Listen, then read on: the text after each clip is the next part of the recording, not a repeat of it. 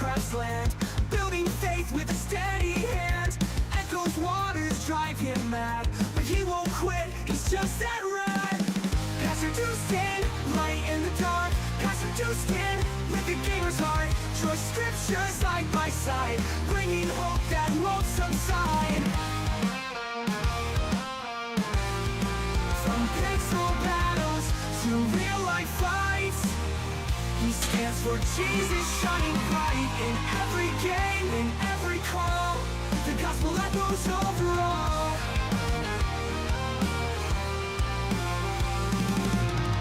PastorDoostyn, light in the dark. PastorDoostyn, with the gamer's heart. Trusting scriptures side by side, bringing hope that won't subside.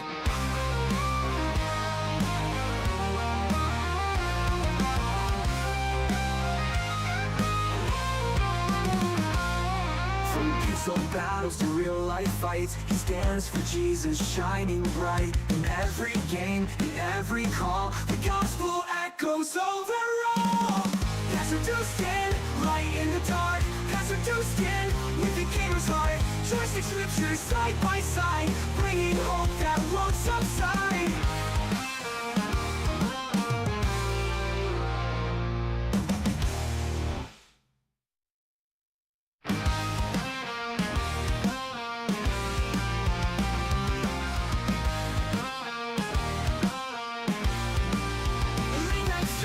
Chat's alive, Bible in one hand, tool by his side. Slaying demons, breaking chains, proclaiming truth while the shotgun rings.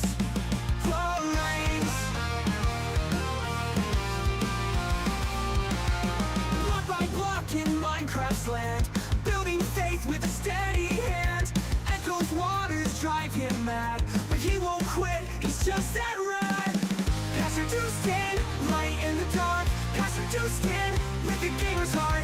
Choice scriptures side by side, bringing hope that won't subside. From pixel battles to real life fights, he stands for Jesus, shining bright in every game, in every call.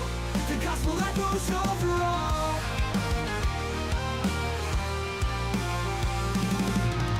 PastorDoostyn, light in the dark.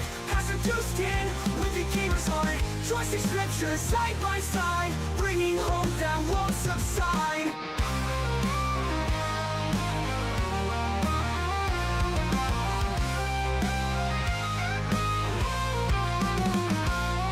From pixel battles to real life fights, he stands for Jesus, shining bright in every game, in every call. The gospel echoes over all. PastorDoostyn, light in the dark. PastorDoostyn, with the gamer's heart. Trusting scriptures side by side, bringing hope that won't subside.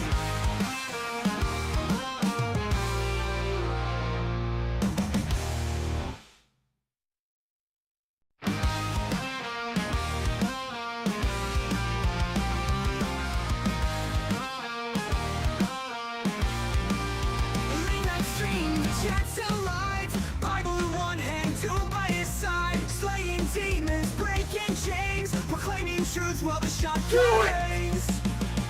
Do it!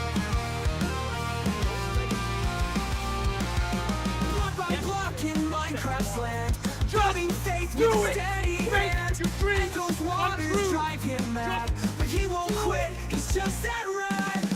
PastorDoostyn, light in the dark. PastorDoostyn, with the gamer's heart. Choice scriptures side by side, bringing hope that won't subside. We're not gonna stop there. From pixel battles to real life fights, Do it! he stands for Jesus, shining bright in every game, in every call. Yes, The you gospel can! echoes over Do all. it! PastorDoostyn, light in the dark. PastorDoostyn, with the gamer's heart. Trusting scriptures side by side, bringing hope that won't subside.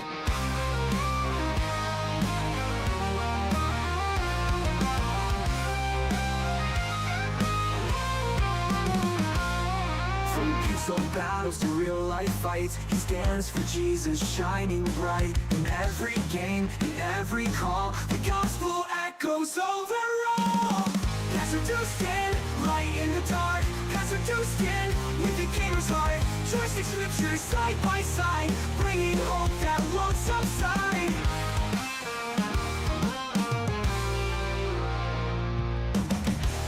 All right. We're live. What's up, y'all? Welcome to the stream. Happy Friday. Thank you for joining me if I haven't got to meet you yet. Hi, my name's PastorDoostyn. I'm a real pastor who plays Pokemon, Doom, and everything in between, all with the intention of sharing God's love with the gaming world because I believe God loves gamers, and so do I. Thank you for stopping by. Hope you enjoy your stay. Mavius got first, and first time I've gotten first, I think. Wow, congratulations. Need to mark the day. Momentous occasion. I see no one has gotten last yet, though. Good to see y'all. Lady Atara, Eric, Coco, DJ Dan, Insomniac, good to see you. Welcome, everybody. Scarlet Queen, thank you for the follow. There we go. I knew someone would grab it if I said it. Congratulations there. Nole. No one is last in God's eyes. That's why I say, well, the Bible says the first shall be last, and the last shall be first. How diabolical would it be to get first and last? Sometimes I've seen people do it where they'll grab it at the same time, just boom, boom, like, it's just wicked. What's up, Pinecone? Oh no, a sick Friday for me, but I'm here and alive. I'm sorry you're not feeling well. I hope you get to feeling better. I feel like I'm jinxing myself on this, but I keep saying to my wife, I'm like, I can't remember the last time I got sick. And I'm scared every time I say it. I'm like, now I know I'm gonna get sick. But I haven't gotten like sick, like fever, the whole deal, sick in, I don't know, years. And it's really weird. Like I'll get the occasional headache or migraine or, something like that. But I don't know. Maybe it's all just building up and I'm gonna get super, super sick one of these days. What's up, Murph? Just got done working a half day. Now about to go get Brazilian grill for a friend's birthday lunch. Let's go. Nice. Oh no, I had to install a game from my console today. Bethesda did updates and it nuked my mod load order. I hate it whenever they do that. When you got everything just the way you want it, and then some update gets pushed out for a game or software or whatever. Like there's this streaming software I use, OBS. They update all the stinking time, and I'm always scared to click, yeah, go ahead and install that because it might break everything. A good friend of ours gets bronchitis every winter. Ooh, that would be miserable. Man. I guess at least you would know it's coming, so maybe you can do something to, lessen the blow or something. Be drinking a bunch of orange juice. I don't know. Had a paladin build ready to. Dang. That's a bummer. I'm in a New Game Plus run of Elden Ring right now, and respec at the end before I started New Game Plus, and I was going to do just a straight up paladin, classic paladin type build, and I started as it, and it was fine, but it was just kind of boring. I was like, this is fine, but I'm not having as much fun. So every time I'm like, no, it's going to be different this time. I'll try this build and I'm really going to like it. And I'm going to lean all in on, these spells or these, this magic or this kind of build or something. And then I start playing and I'm like, I just want something big to hit things with. I'm just so, caveman unga bunga in my brain when I play these games. Have you heard GTA 6 is leaked? Oh, really? No, I hadn't heard about that. Ain't nobody got time for that. She smokes like a chimney, so the resulting bronchitis is not super surprising. Yeah, well, that makes sense. I saw a video of someone doing a Jesus build in Elden Ring. Oh my goodness. Oh, that's wild. I mean, I guess you just, like white robe type of thing and, brown hair, beard, whatever, and then just all, I guess, faith incantations or something. You could have a whip. Did they have a whip? Because you could have a whip, and that would be that would be right in line, and actually really funny.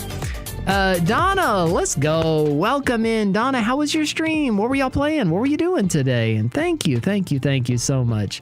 Forged by Grace, Donna, John, thank y'all for being here. Welcome. If y'all aren't following Donna, go drop her a follow. You'll love her. She's awesome. Mod extraordinaire around here. And if I haven't got to meet you yet, if you're just coming in with Donna, hi, my name's PastorDoostyn. I'm a real pastor who plays Pokemon, Doom, and everything in between, all with the intention of sharing God's love with the gaming world, because I believe God loves gamers, and so do I. Thank you for stopping by. Hope you enjoy your stay. It was great. We were catching up on the week and testing some new Forge Bible Bot features. Then we played a Japanese game. Nice. Very cool. Arjun, good to see ya. See, my question is, in the Bible, did Jesus really have a whip when he overturned in the market in the temple? Yeah, so that's only recorded in John's gospel. It's really interesting how in the other gospels, it talks much later on, like in the last week of his life on earth before the crucifixion and resurrection, all those kind of things. But in that final week, he rides in on Sunday. We call Palm Sunday, Hosanna in the highest, blah, blah, all that. And then he goes into the temple and sees what they're doing and cheating people and making a place of commerce and all this. And he starts flipping tables and driving people out. My Father's house will be a house of prayer, and you've made it a den of thieves and all this. But Matthew, Mark, and Luke don't say anything about the whip, and they talk about it in that last week, whereas John, it's very early on. And so it makes you think, okay, are these two different accounts, or did he do this twice? Here, we can look at it. It's super interesting. But yeah, I mean, he did just straight up have a whip in John's account of it, which is pretty cool. So it's in John 2. It says, starting in verse 13. Let me maybe pull that up to the top. Yeah, 13. Thank you. It says, the Passover of the Jews was at hand. And notice the timing. I mean, this is chapter 2, and it's right after the wedding at Cana, where, remember, like, his mom says, hey, they're out of wine. He's like, why are you bothering me with this? It's not my time yet. Like, it's not time for me to start doing this stuff. And then immediately after this, he went down to Capernaum with his mother, his brothers, his disciples. They stayed there a few days. The Passover of the Jews was at hand, and it goes straight into this story, which leads me to believe he did this twice, just a few years apart. But this time, he's pretty upset. He's got a whip. The Passover of the Jews was at hand, and Jesus went up to Jerusalem. In the temple, he found those who were selling oxen and sheep and pigeons, and the money changers sitting there. And here it is, and making a whip of cords, he drove them all out of the temple with the sheep and oxen. And he poured out the coins of the money changers and overturned their tables. And he told those who sold the pigeons, take these things away. Do not make my Father's house a house of trade. His disciples remembered that it was written, zeal for your house, it will consume me. So the Jews said to him, what sign do you show us for doing these things? Jesus answered them, destroy this temple, and in 3 days I will raise it up. Then the Jews then said, it's taken 46 years to build this temple, and will you raise it up in 3 days? But he was speaking about the temple of his body. When, therefore, he was raised from the dead, his disciples remembered that he had said this, and they believed the scripture and the word that Jesus had spoken. So super interesting. But yeah, so that's why whenever you said someone made a Jesus build in Elden Ring, I was like, did he have a whip? Because that would just be awesome. Oh, it's funny. Hey, Vasil, good to see ya. Pinecone on a 3-stream streak. Forge by Grace said, massive new Forge BibleBot updates just released today. Can now put your own custom commands, counters, timed messages, quotes, and I think that's all. That's a whole lot. Wow. Okay, cool. Man, that's massive. That's massive. Wow. Thank you for all the work that you do on that, man. That is incredible. So cool. Donna said, unfortunately need to raid and run to take care of the bike tire and picking up a friend for lunch and hangout time. Have a fantastic stream. Love the Doostyn, everyone in it. God bless. Hey, God bless you. Have a wonderful time with your friend. Hope you get the bike thing taken care of. Let's see. Yeah, Lady Atara posted. Yeah, John 2:15. Thank you for the lurk. Hey, Jilly and Harley and Dev with a prime for 41 months. That's wild, man. It did have a whip. Wow. And he had a cross too. Okay. I see that. We will pray, Red Riot. Bye Stream Elements. Yeah, I mean, you are making Forge BibleBot just the all-in-one tool for Christian streamers. Like, it has everything that we would ever want. That's incredible. And if I ever just will sit down and take some time to work on all this stuff, I think I would just move everything over to it, because I don't need all the other tools. That one does it all. So Dev got the bike. We were driving behind him and I was losing my mind and everything. It's a scary thing, but I was also praying the whole time. Yeah, that's smart, because they're very fun, but they're very dangerous. My dad's been a biker his whole life. Since he was 12, he's been riding bikes. I had a motorcycle for a while. Loved it. It was so fun. But I was always nervous about other vehicles on the road, so I ended up selling it. We had a dirt bike for the past couple years, but I was the only one who ever rode it. We got it for the kids. They never rode it. They're really fun, but yeah, they are very dangerous. What's up, Jesso? Good to see you. We had a good conversation a couple days ago. Which reminds me, after we talked, I was like, my schedule isn't the most, doesn't leave me much time or availability. Y'all know I'd say all the time, y'all are very low on my priority list. I love y'all, but like, it's streaming, ministry stuff, whatever. This is very low on the list. But I was like, conversations like that are very helpful and impactful, and I think do make more of an impact on people even than the stream often, because it's one-on-one and we can talk about this or that or whatever. And I was trying to just think through, like, is there a way for me to do more of that? And I don't know, so I'm not saying that I am, but I mean, I like the idea of being able to do it more. When would I be available is the problem. I don't know. I don't know the answer to that, but I enjoyed our conversation. I hope it was helpful.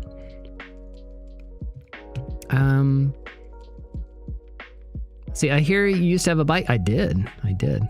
I strongly dislike having to use 17,000 programs. Yeah, me too. Thank you for the lyric, John. I stalled like 8 times. Never have I been wrecked so bad, but I found the sweet spot for the throttle. Yeah, that's one thing that takes a while to get used to. Just like the timing of like clutch and gas and whatever. Cause like, it's pretty rough for a while. You stall a lot. I learned to drive just riding around our neighborhood back whenever I had a bike. Our neighborhood was almost like a circle. It's not the neighborhood we live in now, but because y'all been to our house, but it was almost like a circle. And so I would just do laps in there and practice starting and stopping and turning and all that. Yeah, because I didn't want to stall out on a major road. Exactly. He drove it home without taking a class first to make sure he was okay on it. That was my biggest concern. We have 2 kids. I can't work. That's something scary to think, not to mention I can't drive yet. Yeah. As it should be. I'm listening but lurking too, working on some funny art and Christian art too. Nice. All right, I see that. We will pray, Red Riot. My dad once told me about motorcycles and horses. When you stop being afraid of it is when you get hurt. Yeah, oh, that's smart and true. You always have to respect it. Just like, whenever you learn how to use a gun or something, that's always like the first thing is teaching, to fear it. Like fear it, honor it, respect it. Whenever you lose that, oh, it's just a whatever, I'm used to it. That's whenever something bad happens. Same thing with a motorcycle, anything dangerous. It's like whenever you don't, give it the honor that it is due, then you do something careless. Yeah, always treat a gun like it's loaded. Yep. It's fine. I drove a dirt bike 23 years ago. Oh, only 23 years ago.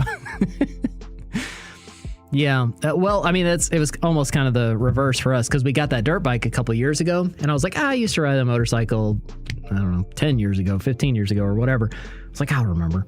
And it did come back, but it took some practice.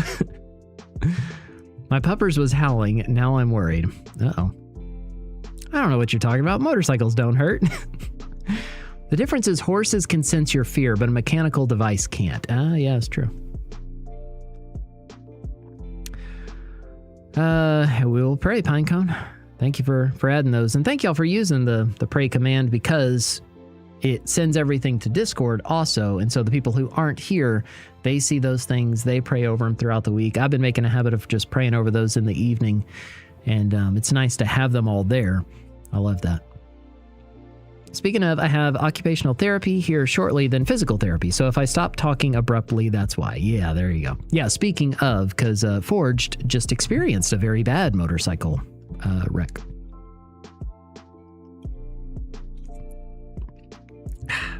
Yeah, being somewhat hyperbolic to make his point. Yeah, but I get the point. It stands. Okay, cool. Well, we're going to be in James today. Unlike motorcycles, horses are constantly looking for ways to die. I haven't spent much time with or around horses. I've ridden some horses, but like I didn't never had horses or anything like that. Like some friends at church growing up, they had and kept a lot of horses. But they kept them for like, they did carriage rides and stuff down through downtown Houston around like Christmas and whatever. So they were very well trained and behaved. And we would go ride them, but yeah, I haven't spent a lot of time around horses. Not like, everyone thinks if you grow up in another part of the world, whatever you watch on TV or something, you think Texas, oh, everyone's got a horse. No.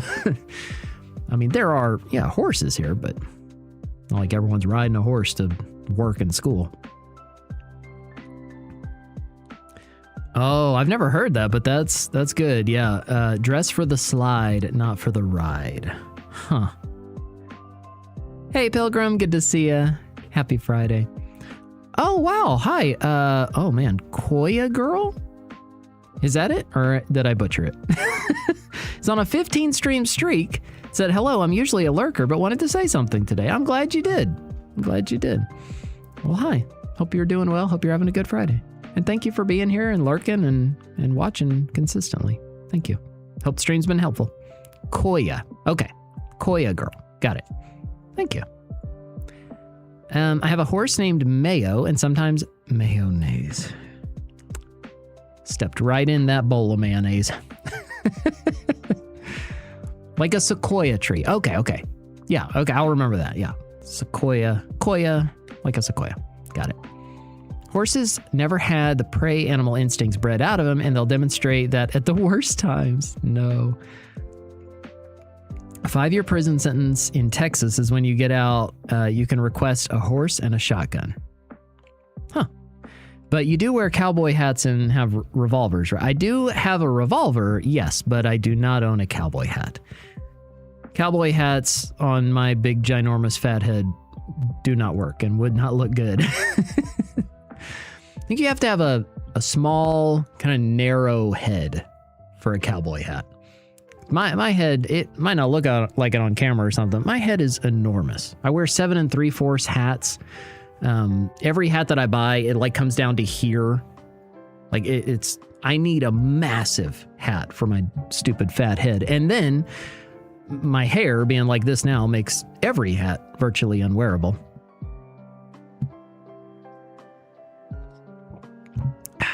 I've watched Yellowstone. Does that count toward experience with horses? Sure. You get partial credit. Not all the time, just on Tuesdays. That's right.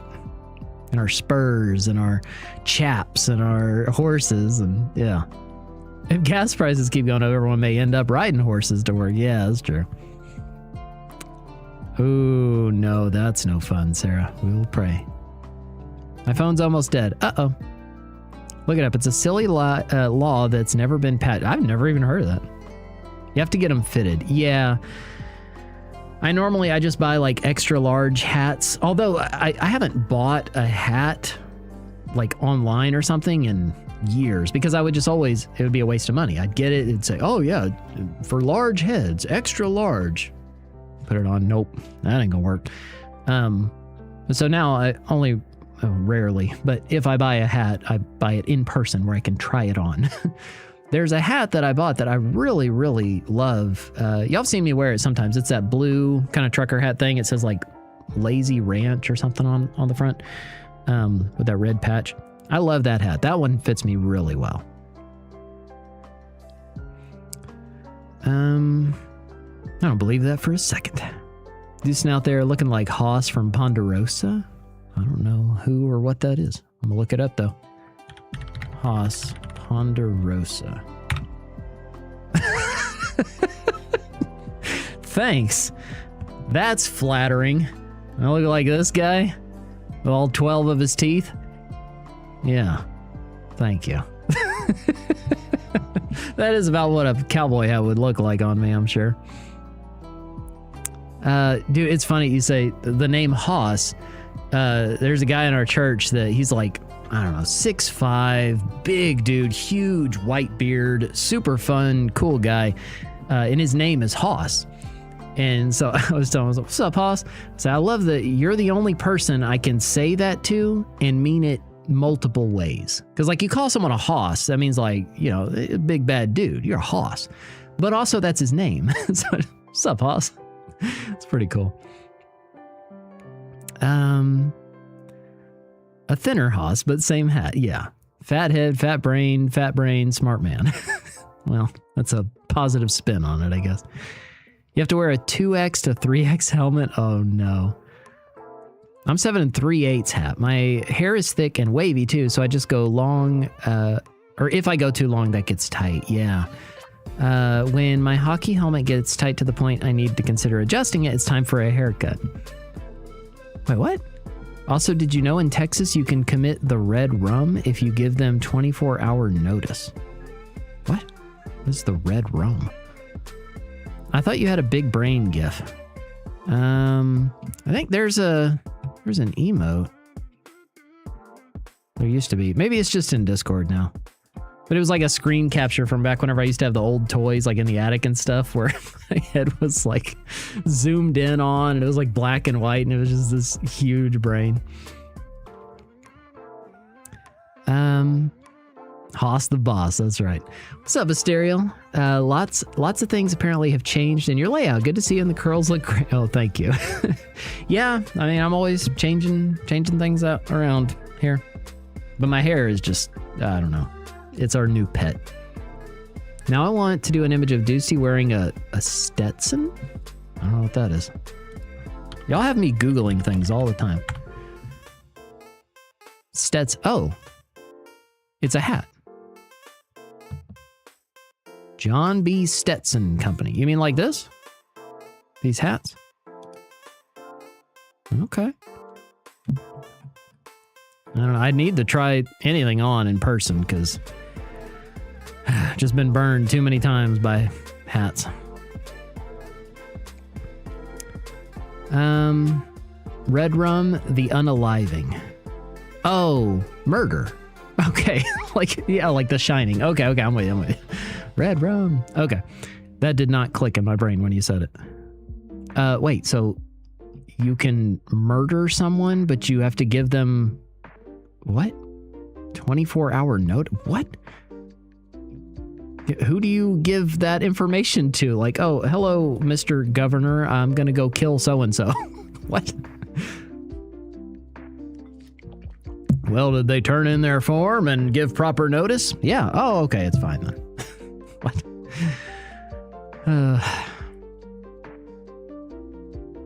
Got some good news. My oldest grandson and his fiance are expecting another baby. Yay! Our third great-grandchild will be here next year. Congratulations. Praise God. That's awesome. Wow. Man. You know, it just made me think about it when I heard great-grandson. We were last weekend, or earlier this week, I guess it was like Monday. I was down in Houston. I was helping my sister move.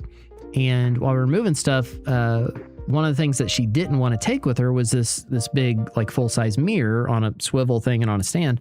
I was like, you don't want that mirror? I remember that mirror. Like, we've always had that mirror. And she was like, yeah, but I don't really use it, and it's old and whatever. Just I don't want it. And so then I heard my dad come in and say, hey, you don't want this mirror? And she was like, no, said the same thing. She was like, that was your great-great-grandma's mirror. And I was like, wait, whoa, hold up. Okay, yeah, I'll take that mirror and I'll give it to my daughter. So I did. So I packed it up in the back of my truck and got it all loaded up and stuff and gave it to her whenever I got home that night.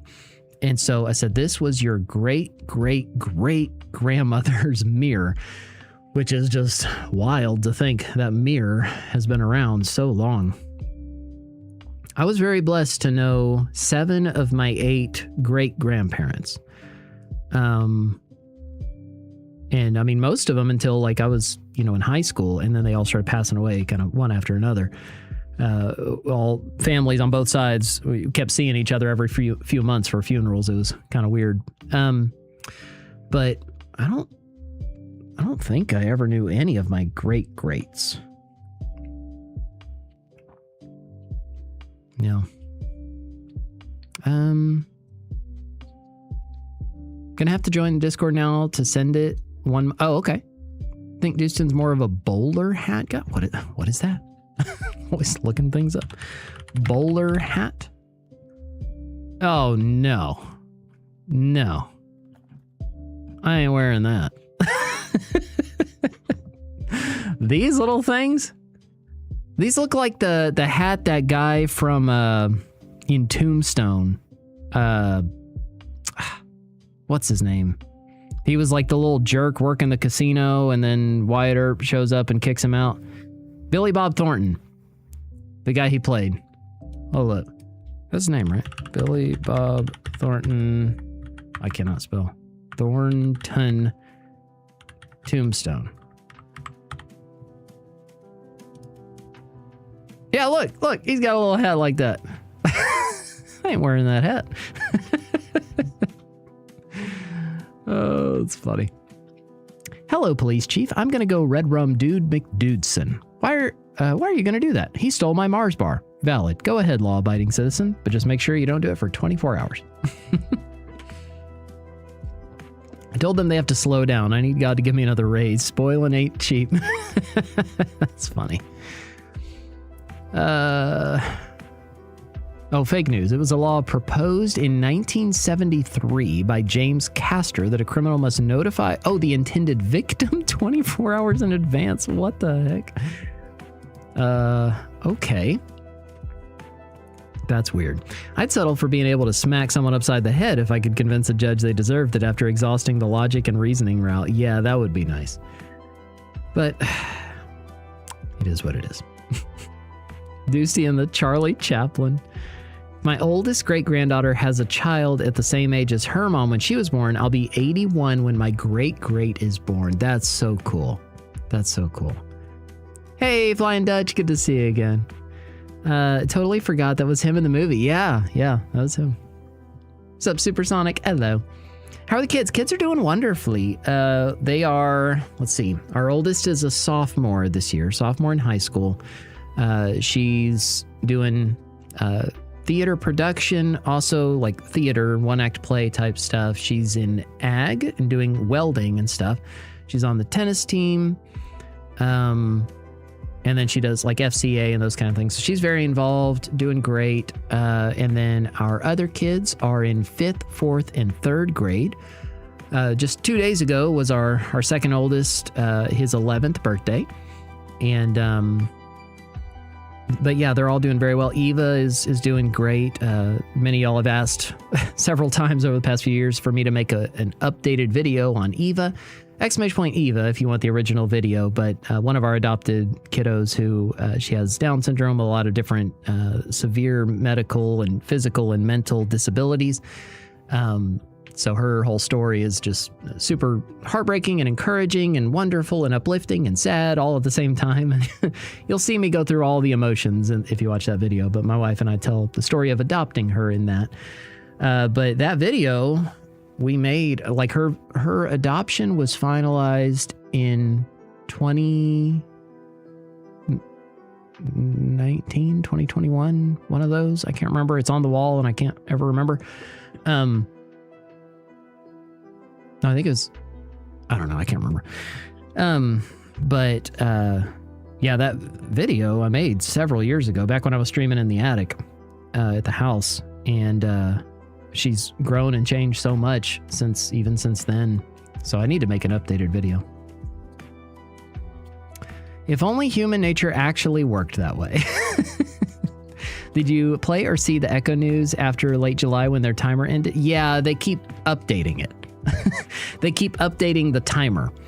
Every time it gets close to 0, it jumps up a bunch, and I don't know why. And I keep looking in the Discord for information on why, and sometimes people will just say, oh, it changed again, but no one knows why. Yeah, look, you can see the timer at the moment is at 1,417 hours. So I think that's like October or something now. So I don't know what's going on.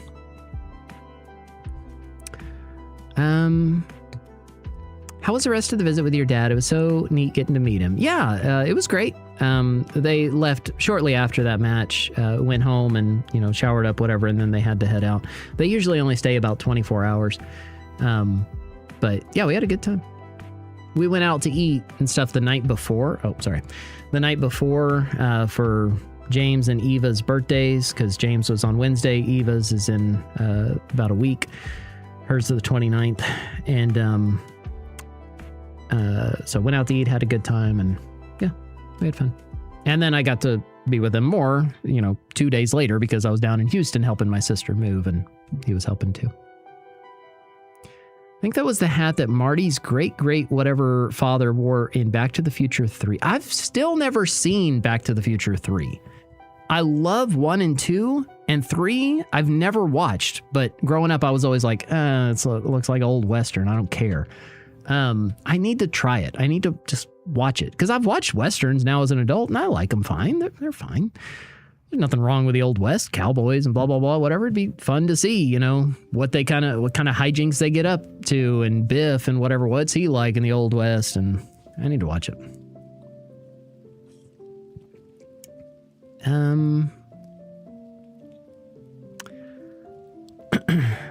Glad to hear it. Since you're streaming, the assumption is that the missus is doing well. Yep, she's doing great. She's loving the new school they're all at. We changed school districts. We didn't move, but we changed school districts last year. Last year was their first year there, and they're going to the school that my wife grew up in a very small town in East Texas of about 1,000 people. So we went from what I'd consider a smaller school here, because I'm from Houston, I'm used to big schools, to a very, very small school district down there. And she didn't even have to interview or anything. She just, hey, I'd like a job. You got a job. Everyone knows her, and she knows everyone or whatever. So that was really cool. But man, they're thriving. They're doing well. She's doing great. And she's doing so much now with her embroidery stuff. She just bought this massive machine. She had bought already a massive, really nice baby lock machine, and was getting so many orders and so much work through it that she was like, I need a bigger one. This one can't keep up. It's taking too much time for me to change things out. So now she has this multi-thread, multi-needle color thing, whatever, other bigger baby lock thing. And so yeah, she's always very busy between ministry stuff, between her job as a teacher, between our family, our 4 kids, and then all this embroidery stuff she's doing now. And she keeps asking, hey, can you care if I go back to school? No, we just finished paying off your 2nd master's, and you have a principal degree and a counselor degree. No, no more. Done paying for all of it. I think she just says it to mess with me now. And then to mess with me also, she'll bring home bunch of chickens randomly. Be like, oh, I got 10 more chickens today. Oh my goodness. Your hair looks very expressive today. My hair probably does look even stranger than usual today, because this morning I went to go play tennis again today. Remember I said I only go once or twice a year, and it's with my dad? Well, wild story, but a guy, he's 25 years old now, but he was in our kids' church, here at church when we were the kids' pastors years and years ago. Grew up in our kids' church. He started playing tennis recently, within the past year or so, and he loves it. And he's playing all the time, and he's, wanting to get better. And he just randomly out of the blue, 2 days ago or something, sent me a message and was like, hey, I know this is totally random, but would you want to go play tennis sometime? I hadn't even talked to him in years. Hadn't seen him in forever. And was like, yeah, sounds good. And so we found a time and said, well, Friday mornings generally work okay for me. So we went out at 9 this morning and went and played tennis for a couple hours. Then I came over and showered at the church. And so my hair is weird.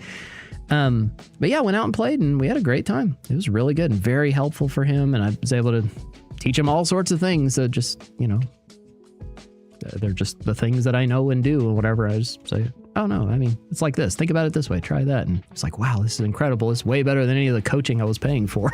So he's writing everything down. It was pretty cool. You're strong people. Thanks for being an example. Absolutely. Adoption is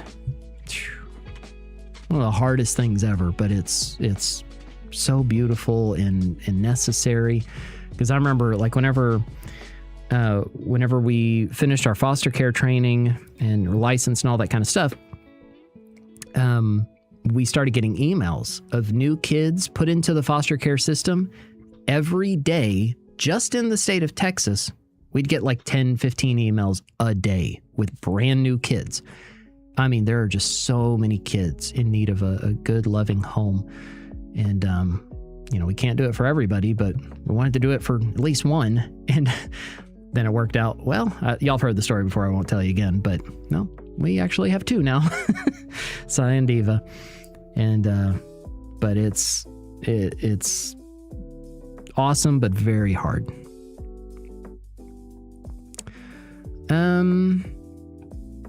Let's see.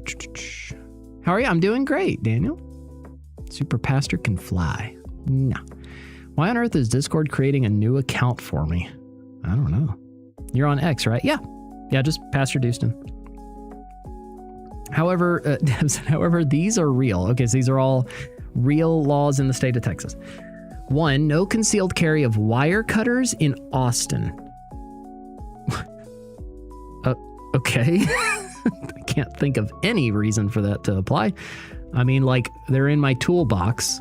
Is that considered concealed carry if I walk around with my toolbox? In Texarkana, your horse must have tail lights? What?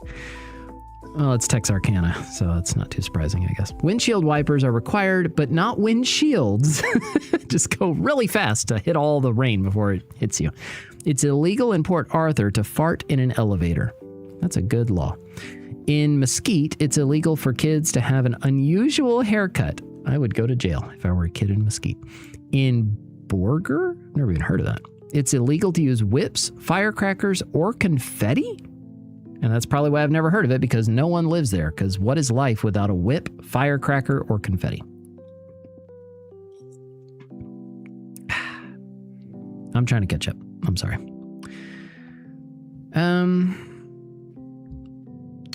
Spend all my life not knowing what's going on, but I have over the years come to the conclusion that I don't need to. I know who's driving the bus. I get to look out the window. That is, yes, very wise. And that's how I choose to live my life too. I say people give me a hard time because I'm uninformed. I don't know what's going on all the time. I say, you're right. I don't, but I know the things that really matter. I know, like, I'm not focused on what's going on around the world or here or there or this political thing or that or whatever, but I'm acutely aware of how my wife is doing, how my kids are doing, how things are going at my church, how, our home is and my health and, like the things that matter just in my little circle.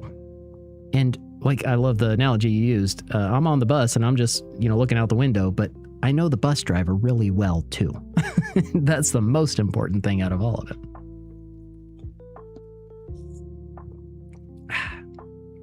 Got to watch them all in a row. Finish with 3, such a good trilogy. Yeah, and it's been years since I've watched 1 or 2, so I do just need to rewatch all of them. Okay, so October 19th-ish, unless they update it again. Okay, good to know. Thank you, Supersonic. Also, you can't sell your organs, but blood and hair are fine, and if I remember, you can buy them, you just can't sell them. It's illegal to milk your neighbor's cow. If you and your spouse aren't giving each other a certain amount of grief, are you actually even married? Yeah, good point. Just like if your mods aren't trolling you all the time, are you even a streamer? Good for you. Your tennis looked great when you streamed it. Thank you. No, yeah, see, Slapshot said it. Hey, DJ Dan, doing great. Recently found out about the all black chickens. Yeah. They would be great to have, especially going into spooky season. We just lost we had one. They're called I Am Samanis. All black, everything, beak, tongue, feet, obviously feathers, the little whatever things on them, everything, just pitch black, super pretty looking. And man, we have the worst time with stupid raccoons. Raccoons, possums, which I didn't even know they would eat a chicken, but I caught them and shot them while they were doing it. There's a cat that would eat our chicks sometimes. And then we have like hogs and bobcats and stuff like that, but I don't think any of them I've ever messed with. I think it's just mostly been the raccoons and possums. They're so annoying. But yeah, we lost our I Am Samani to a stupid raccoon. Check your X. I sent you something. Okay.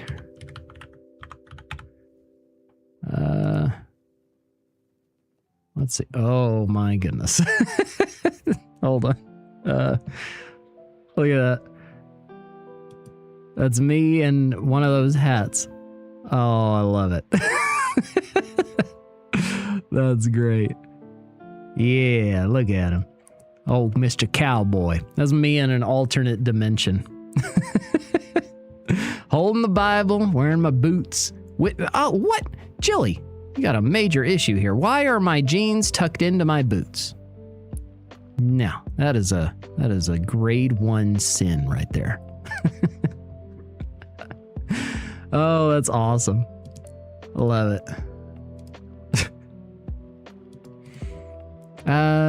True Texan Doostyn, yeah. Sheriff Doostyn. You got like Walker, Texas Ranger, and you got old Sheriff Doostyn. Is that a Casio on your? It is. It is. I love my Casios. I have several. It's an A168. If the camera will focus. It will, but I can't get it any closer. It'll get dark and out of focus. But yeah, it's Casio. I love it. I love these things. Yeah, A168. They're great. Wear them all the time.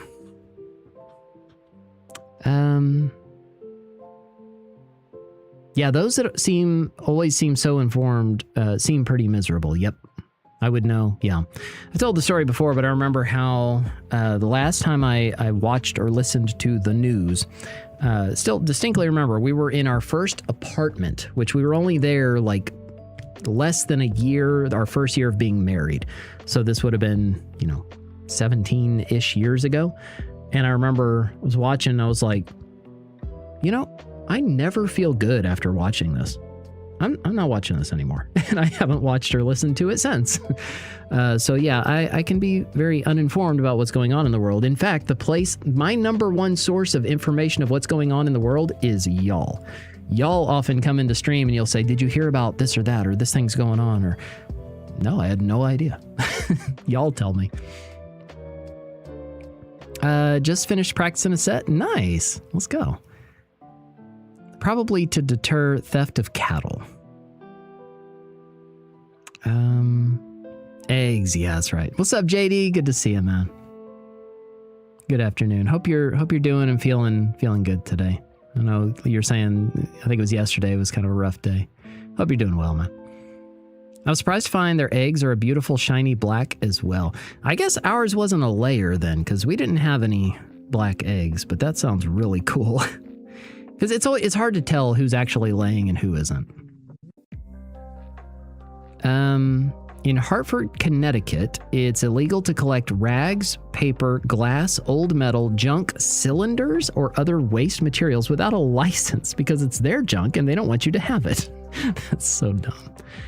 Draw near to him, Sheriff Doostyn. Yeah, Sheriff Doostyn, the quickest evangelist in the West.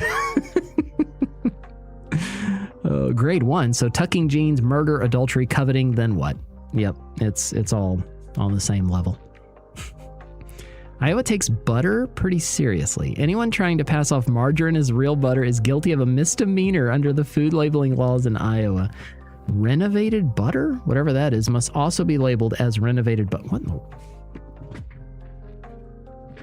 What if I handed him this? Said, here, enjoy your renovated butter. It's a squishy toy. And it's falling apart. This was one of my kids. I don't remember who or why we have it, but I was like, Say, do you know where there's a Denny's around here? butter, no. Butter. That'll go great on my granny. Oh, that's perfect. I was like, here, let's put it on the wall. Be different. Don't watch the news. Be the news. Oh, wait. Oh, it's funny.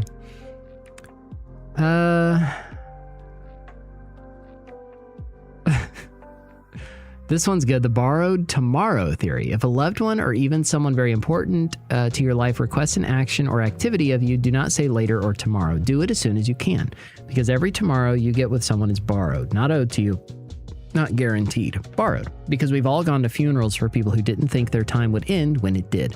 So if your wife asks you to come fix this or go to that place, do it now, because you don't know when that debt will come due. Yeah, very true. Could write a short story to go with it if you want. Go for it. It'd be funny. In South Berwick, Maine, it's illegal to park in front of Dunkin' Donuts because those spots are reserved for police officers only. What in the world? Is it exotic? What, that butter? I have a master's degree in engineering. My life got markedly better once I not only accepted that I'm not informed on absolutely everything, but also I don't need to care. It just generates needless stress. Just like PastorDoostyn, I'm sure to stay informed on my partner's, family, closest friends' well-being, maybe just a couple select other things, and I'm moving along in life just fine. Yeah, absolutely. I think we just aren't designed to be able to keep up with all that information. Like, there's just way too much. So yeah, just, turn it off, put the phone down. Like, it's too much information. It's just try to stay blissfully ignorant and enjoy life and just love Jesus, love my family, have fun, touch grass, eat good food, go swimming. Good afternoon, Mr. Dave. The butter, yeah, I don't know. I don't know if it's renovated butter, if it's exotic, if it's margarine.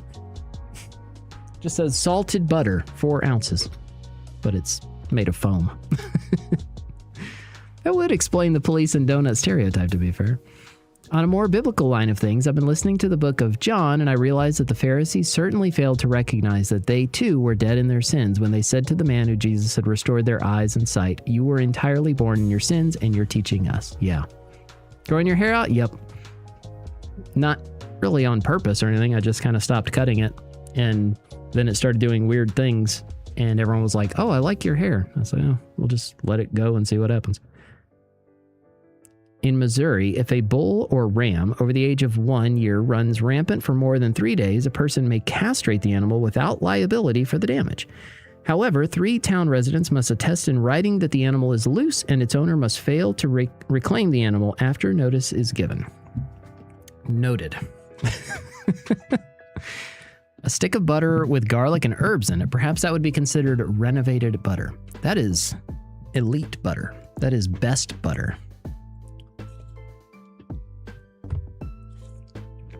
Butter substitute? At least it's marginally better than the rest. Wow. What if the bovine was running around loose and they don't know who the owner is? I would imagine it's probably tagged or something, but I don't know. Okay, so last time on Wednesday's stream, we were supposed to be in James 4, but we ended up talking about all sorts of things, and then had multiple very antagonistic atheists in that we got to share the gospel with and those kind of things, and that was fun, but we never got to James 4. So today we'll get to James 4, and then we'll play some more Halo. And eventually I'll try that thing in Undertale again that I was telling y'all about, because I don't know why it popped in my head. I was just like, I've never quit a game because something got too hard, except for that, and I can't let that stand. So I need to go back to it and beat that.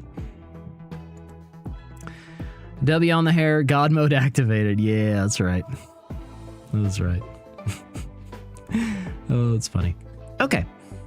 So, James chapter 4. Remember this Bible and chill, there's no rhyme or reason or anything like pre-planned or structured to this. I just kind of start reading. And, we might stop to talk about things. I might just read. I have no idea. We'll see. Although I shouldn't say we'll see. I always end up talking about something. How are you liking Halo so far? I'm really enjoying it. I don't remember, hardly anything because I hadn't played it in 25 years, but I'm really enjoying it. Okay, so James chapter 4. Remember, we just finished, obviously, going through James chapter 3. Was talking so much about, or actually last time, whenever we started in chapter 3, we were looking at James 3:1, and which I've told y'all many times, it's like the second scariest verse in the Bible for me, personally. There's Matthew 7. There will be many who say to me in that day, Lord, Lord, did we not cast out demons in your name, perform mighty works in your name, blah, blah, blah. And I'll say, depart from me, you workers of lawlessness, I never knew you. That's like the super heavy passage. But James 3:1 also is very heavy for me personally. It says, let not many of you become teachers, my brothers, knowing that you will incur the stricter judgment. And so we were talking about that a little bit, but then we were looking at it in its immediate context where he starts talking about our words and the things that we say and how we were looking at that connection, not just on, for all of us, our words, the power of life and death in our tongue, that sort of thing. And, with it, we bless God and then we curse men made in the image of God, and the analogy of the ship and the small rudder and bits in horses' mouths, all those things. But we were looking at it in the context of for the teachers. And we read through that big long commentary thing on it and whatever. And in that commentary specifically, he was talking about how, addressing the question that I brought up, and I was like, I was saying, like, chat, y'all probably think, why does Doostyn think about these kind of things? Like, who cares? But whenever he said it, I was like, see, I'm not the only one who thinks about these things. And it was, for how long does he have the teacher in his mind as he's writing? Because yes, he's writing to those in the dispersion. Yes, he's writing under inspiration of the Holy Spirit. But as he's writing these things and he's just addressed teachers, then it seems like he immediately changes subjects one verse later. But how much of the next little section is, in his intention, addressed at the teacher? And that commentary suggested that it goes through into chapter 4, I think to verse like 12 or 13. So, we'll kind of keep that in mind as we're reading and talking about this, but also this last section of chapter 3, it kind of hit that same thing, like who is wise and understanding among you, possibly also a connection to the teacher or whatever, although these truths still apply to all of us. And then he goes right in to this warning against worldliness, as the little title thing here in the ESV says. It says, what causes quarrels and what causes fights among you? Is it not this, that your passions are at war within you? You desire and do not have, so you murder. You covet and cannot obtain, so you fight and quarrel. You do not have because you do not ask. You ask and do not receive because you ask wrongly to spend it on your passions. You adulterous people, do you not know that friendship with the world is enmity with God? Therefore, whoever wishes to be a friend of the world makes himself an enemy of God. Okay, let's pause there, kind of walk through a little bit of this because, man, there's so much stuff. There's a couple footnotes on this. Passions, Greek, literally pleasures, which is the same here in verse 3. To spend it on your passions or on your pleasures. Your pleasures are at war within you. Your passions are at war within you. On the war within you or in your members. Okay. At war, Romans 7:23. Yeah, but I see in my members, Paul wrote, another law waging war against the law of my mind and making me captive to the law of sin that dwells in my members. Also, 1 Peter 2:11, beloved, I urge you as sojourners and exiles to abstain from the passions of the flesh, which wage war against your soul. And there are obviously many others that we could point to. I'm immediately reminded of like Galatians 5. But if you are led by the Spirit, you will not gratify the desires of the flesh or the passions within your members. But he says this desire, this covetousness, that's what causes quarrels and fights among us. Notice we're often very self-centered, self-seeking, thinking about what I want, what I desire more than my brother, more than my sister. But then he goes right into like kind of flipping it on its head. Like, you don't have because you don't ask. Like, this isn't just a random separate teaching that, a prosperity teacher would pull out and say, well, look, Bible says you don't have because you don't ask. No, like he was just saying, you're fighting and quarreling and all this because you're coveting and you're like trying to take matters into your own hands and saying, I'm going to get what I want. I'm going to get what's mine. That person doesn't deserve that. I deserve that, whatever. And we envy and we covet, and then we take steps to take matters into our own hands and say, I'm going to force that to become mine. I'm going to take that from this person or whatever. So you covet, you can't obtain, so you fight and quarrel. It says, but you just need to ask. Like, you don't have that thing that you want because you haven't even asked. And then when you do ask, you don't receive because you're thinking about yourself. Again, it goes back to this passions at war within you. You ask wrongly to spend it on your passions. I've heard it said before, if every prayer that you prayed this last week was answered exactly the way you prayed it, how many other people would be blessed by it and benefit from it? And I think I heard that as a young kid. It's always kind of stuck with me because then I thought, especially as a young kid, I'm like, yeah, actually probably nobody, because all my prayers are about me. God, please help me with this. Help bless me in this. Help heal me of this. Help lead me in this. It's all me, me, me, me, me, me, me. How much time am I spending praying for others? But we have and we don't, we ask and we don't receive because we ask wrongly to spend it on our passions. Focused on me, me, me, me, me. You adulterous people. The Bible will hit you with those little right hand hooks sometimes. Just like, whoa, I wasn't ready for that. Why am I getting called out like that? I'm an adulterer now? What? You adulterous people. Yeah. What is an adulterer or an adulteress? It's someone who is cheating on someone else. It says, do you not know that friendship with the world is enmity with God? Like, if friendship with the world, if that is our heart, our desire, if that's where our heart is, that's where our mind is, then we're at enmity with God. We have to live and view this life through the lens of eternity. Heard Leonard Ravenhill would say this often. He was quoting Jonathan Edwards, actually. I just remembered when I said that, but I always heard Ravenhill say it. He would say, God, stamp eternity on my eyeball. Thought, man, that's a beautiful way to think about it.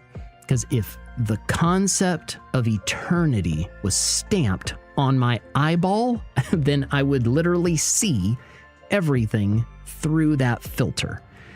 To be able to see everything through the lens of eternity makes the troubles of this life seem so small. As Paul said, for I'm convinced that the struggles of this life aren't worth comparing with the riches and the glory that is in Christ Jesus. Like, it's nothing. The worst situation that we could face in this life, yes, it can be awful and miserable and whatever, but it's a blip on the face of eternity, and it fades into nothingness as we keep our eyes on Jesus. Pretty cool.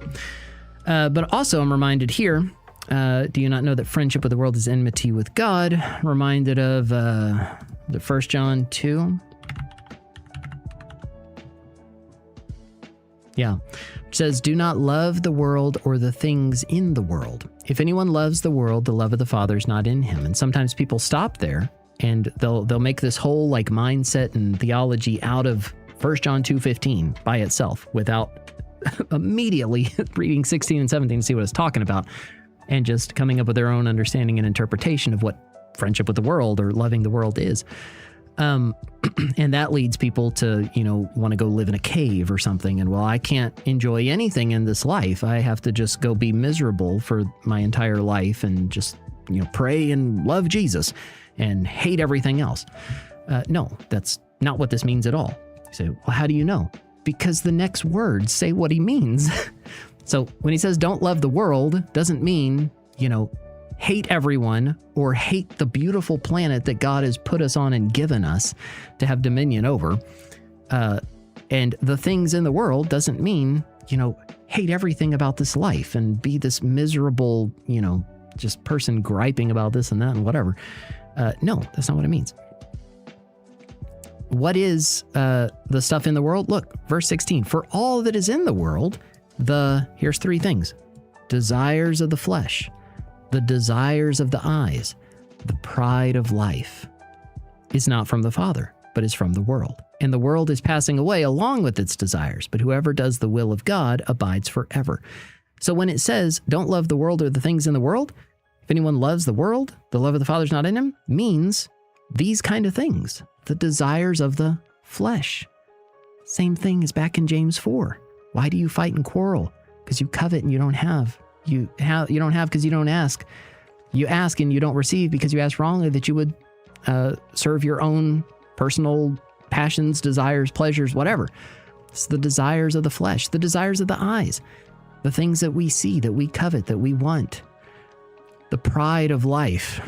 Oh my goodness. Or this little footnote here says, or pride in possessions. Yeah, that's good. Yeah, the pride of life, the pride in possessions, like being so focused on worldly things, material things that are here for a season and then they fade away. They're gone. And if that is our number one, our heart, our desire, the thing that we want more than anything, well, then we don't want God. You can't want both. Jesus said it this way.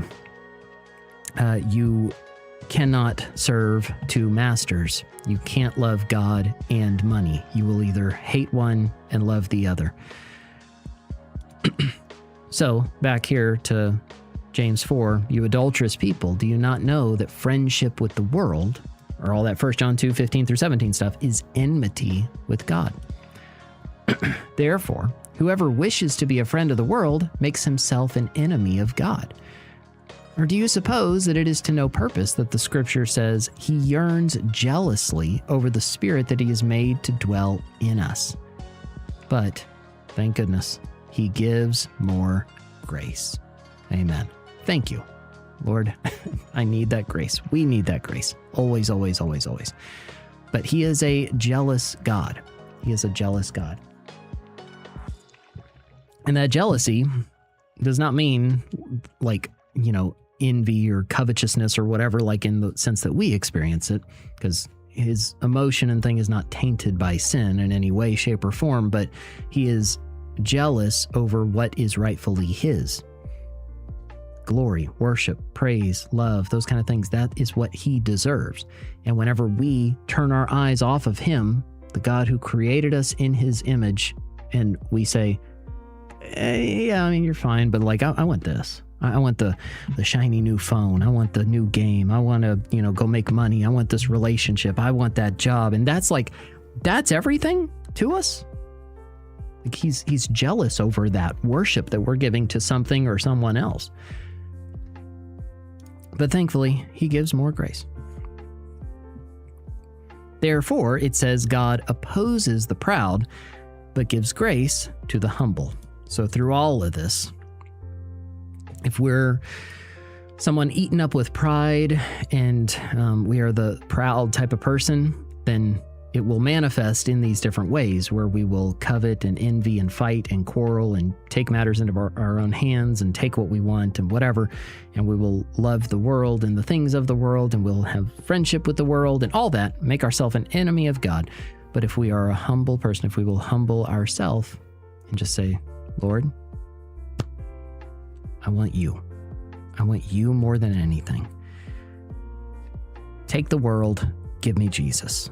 I want to follow after you. Lead me, guide me. Lord, thank you for providing the things that I need.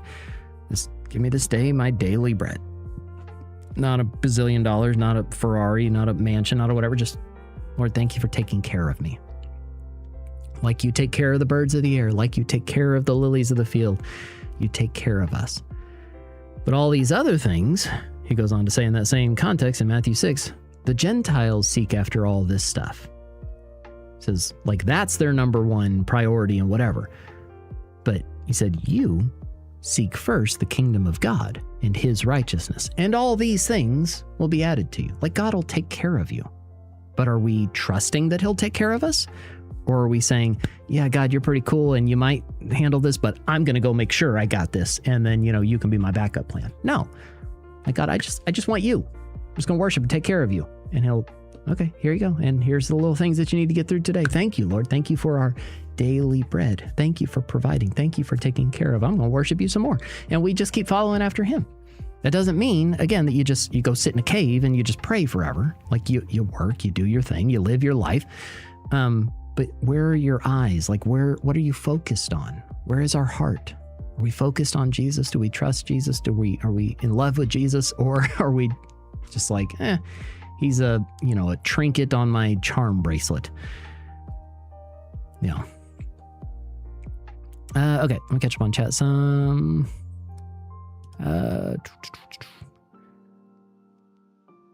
Let's see.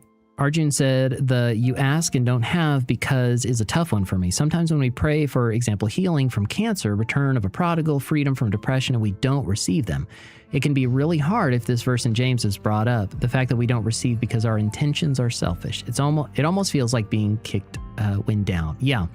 So on that, I would say, that I would agree.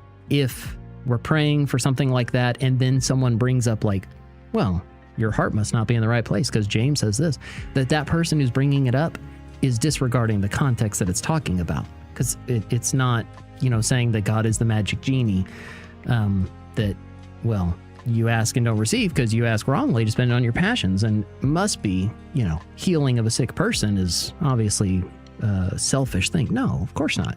James is talking about all these things, quarrels within us, the covetousness, our mind is focused on ourself and what I want. And so I ask God, hey, give me this thing. It's like, no, you're just focused on you. However, at the same time, so that's why I would say, like, bringing up James here is not helpful because it's not talking about that. But praying for someone, who's sick, who's hurting, whatever, and then not seeing the answer come, that is hard and devastating sometimes too. And 100%, I agree with that. I just wouldn't bring up James there because it's not talking about that. But in those kind of things, that's where we have to trust God, even when things don't make sense to us. When in our limited scope, we would say, okay, why wouldn't God want to heal this person? Why wouldn't God want to move in this situation? That I see no downside to it. And yeah, we don't. God sees the bigger picture, and I'm hopeful.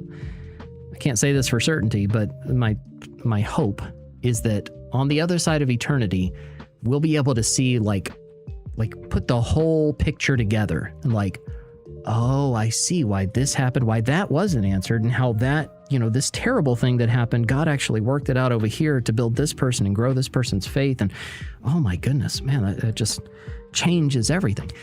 But we don't get to see all that. I've used the example of like a page in a book. We only see one page. We don't read the whole story. You could also use like a puzzle piece.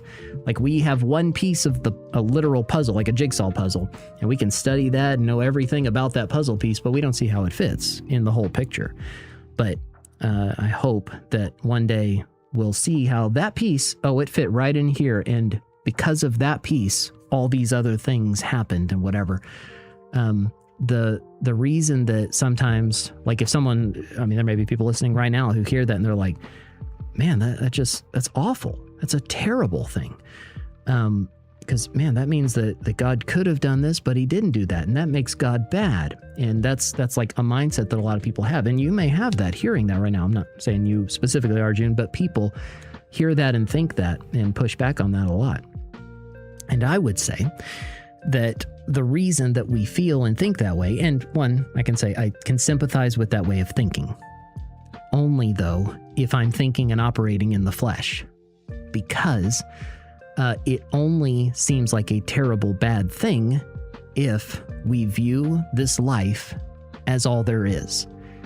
if this life is the only thing that there is, and this is all that matters, and my little 100 years on this life or whatever, if I live a very long time, is the only thing that there is, then yeah, like, why wouldn't God help and save my little 100-year life? Like, why wouldn't he fix this situation or whatever?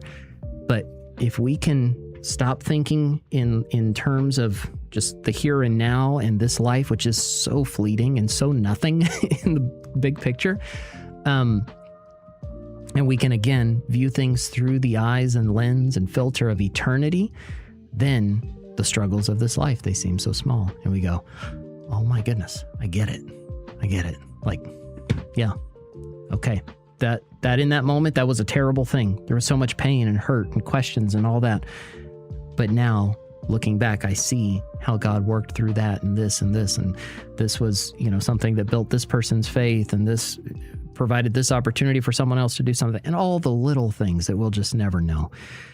Outside of my hope that, again, we see the whole picture on the other side. Which, again, is not promised. Like I said, it's just a hope. Hi, Treasure Chest. Good to see you. I made it, not a single stall. Let's go. To me, if I don't get something I want, it's not God's will. If I do get something I want, it is God's will. All the rest of my needs, I know that God provides. Amen. Cactus, hey, good to see you. I'm doing great. Actually, Insomniac, that just reminded me. I was talking with someone a couple days ago on a voice chat thing in Discord, and we're talking about like being in those waiting seasons. And how being in a time of waiting on God can feel like one of the most difficult, frustrating things, because you'll be praying about this and that. It'll be like first on your mind, and it's a very high priority to you, and you pray and you ask and you wait, and God says nothing. There's no response. There's no change. Nothing happens. You're like, man, what is going on? I trust God, but like, come on, give me something. Give me something. And this person was kind of struggling with that. And I said, let me tell you a story. And so I told the story of whenever we went through the adoption process. I'll give you all the brief version of it too, if you hadn't heard it before. Whenever we decided that we wanted to adopt, we started looking into the process. What does it take? How's it work? What's training and certification and all these kind of things? What do you do? And figured all that out, got connected with some agencies that would help walk us through the process. And then we started going through months and months and months of foster care training to get our license to be foster parents. And we had to do all sorts of things like to our house to get things ready, make sure there's, adequate square footage and fire extinguishers and baby proofing this and that, and what all these little things and rules that you have to do. So we're walking through all this. Once we finally get everything squared away, certified, taken care of, and we're officially licensed as foster parents, we start getting those emails that I mentioned earlier with multiple kids in the system every day. Multiple brand new kids entered into the system, like 10 to 15 or something every day, just in the state of Texas alone. And it was kind of overwhelming. Like, oh my goodness, there's so many kids who need a home, and we want to help, we want to bless someone. And like our goal, our desire, our plan was just, we're going to adopt one kid. And we're going to give them a great life and love on them and rescue them out of the situation. And they're going to be our family, and it's going to be awesome. So we're getting all these emails and whatever. And we see this little girl who has Down syndrome, multiple medical and physical and mental disabilities. And just, on paper has no chance in this life. And we were like, oh man, we want to bless that kid. We want to love that kid and give her a beautiful life. So we reach out. We respond to the email, say, hey, we'd love to get some more information about this girl. Her name was Eva. And so we ask, and no response. Follow up, hey, just reaching out again, touching base. Love to hear more about Eva. Can you give us some information? We'd love to meet. Can we have a call? Something. Nothing. And so, days go by. We're still getting emails, new kids all the time, when we're thinking and praying and like, God, this is a good thing. This would be a good thing to do. Like on paper, there's nothing bad here. We want to do this. It would be good for her. what's the deal? Nothing. No response from God, no response from the agencies, no response from the state of Texas, nothing. And so finally we were like, well, okay, I guess that's God's way of saying no or something. I guess we're just not supposed to have her. Okay. And a little sad and heartbroken because we really wanted to love that little girl. And so some time goes by, we're just getting emails every day. And then there's a little boy, a little blonde boy, beautiful little baby. And we're like, hey, can we get some information? So we reach out and they respond and start telling us some things. And we start walking through, I don't even remember how many months long the process is of fostering and, meeting with him and the current foster family, and then walking through all of court and parental rights being terminated and all the things that you do. Dealing with CASA, dealing with CPS, dealing with courts, dealing with all sorts of things. And all the meanwhile, this baby boy is in our house and we're, loving him and raising him and everything, all knowing that, this could not work out and, he might go to be with biological family somewhere or something. And then finally, all the court stuff resolves, parents' rights are terminated, like all leads are exhausted, and we're able to officially finally adopt him. And so we go through that, we go to court, we do the whole thing, got friends and family there celebrating with us, and we adopt him, and it's wonderful, and it's beautiful, and it's awesome. And I'm so happy and excited, and there's pictures of us together, and my little family was complete. We had our 3 kids. He matched our other 2. People still to this day are shocked when they hear that he's not biological, that he's adopted. He just looks like us. I was like, hey, family's perfect and complete and good. Awesome. Thank you, Lord. Okay, you worked it all out. I guess that was the way you wanted to do it. Not 2 weeks later. Notice, we didn't ask about any other kids. We asked about Eva, never heard back. Go through the stuff with our son Silas, our youngest, and adopted and everything, and never reached out about another one, never was asked about another one, never talked to anyone about another one. 2 weeks after Si's adoption was final, they responded to us about Eva. And I'm like, wait, hold up. They said, are you still interested in Eva? I'm like, that was like a year and a half ago or something. Like, I don't know. Like in my mind, remember, I was done. Like, we got our family. We're perfect. We're complete. And we were at a camp. We were at a summer camp. We took kids to a summer camp, and I remember that whole camp experience. I was just like, it was a camp for me. I was spending that time praying and seeking God and like, Lord, I need to know. Like, is this how you're working this out? What is going on? And so praying about it, seeking the Lord, and just felt like it's something that God was calling us to do. And like, yeah, she's your daughter. You need to tell him you're interested. And so like I wrestled with God a lot about it. I really did, because 1, I was satisfied. I was content. My family was complete. 2, I knew Eva is going to be really hard, because Eva, again, has all those super, super heavy disabilities. And I was like, man, I don't know if I can do that. I don't know. But felt like it's something the Lord was calling us to do. So we responded, like at the end of the camp or something, said, yeah, we'd love to hear more.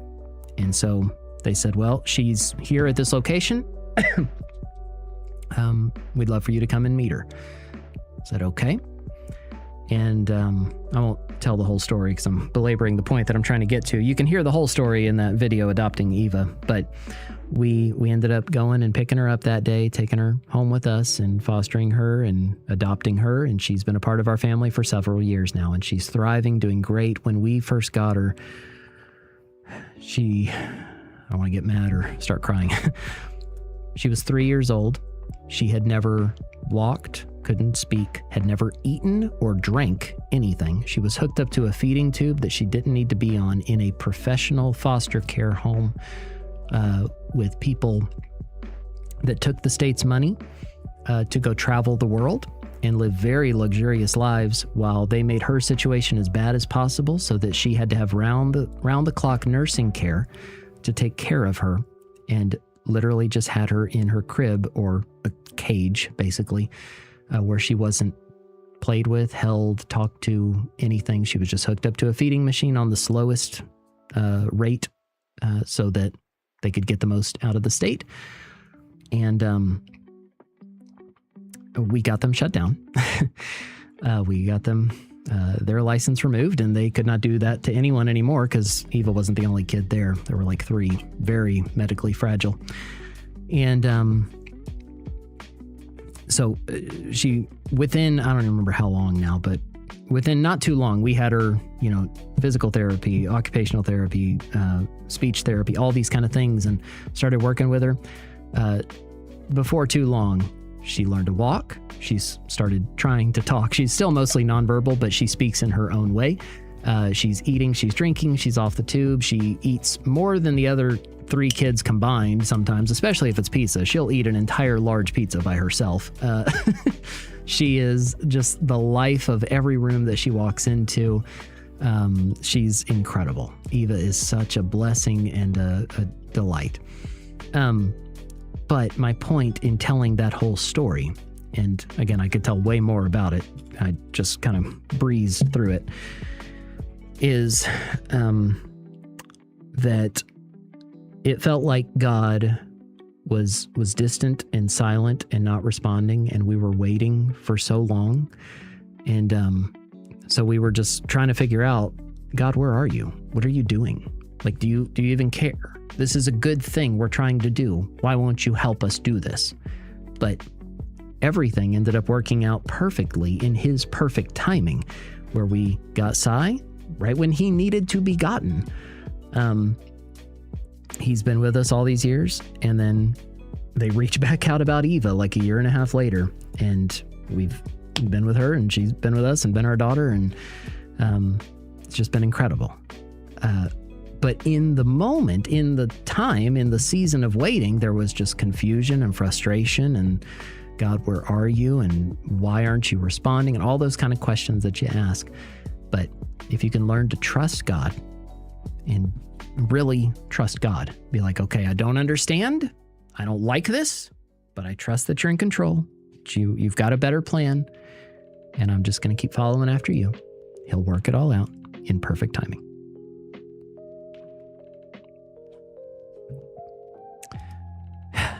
Yeah, it was awful. Child abuse breaks my heart too. That's why I said I'll try to tell the story without crying or getting angry. I do some of both in that video, ! Eva, where my wife and I tell the story, a little bit more of the story together. But yeah, it was very heartbreaking. And like, we walked into that house and like, we like looked at each other like, are we in the right place? Are you kidding me? There's kids here? Like, everything was perfect and immaculate and very expensive. Like, it was like, if we brought at the time we had 3 kids. If we brought our 3 kids here, they would destroy this place instantly. How are there kids in this house? Well, it turns out because they were all in cages upstairs. But they would just go travel the world and live this amazing life on the state's money. Infuriating. Oh, hold on. My wife's calling.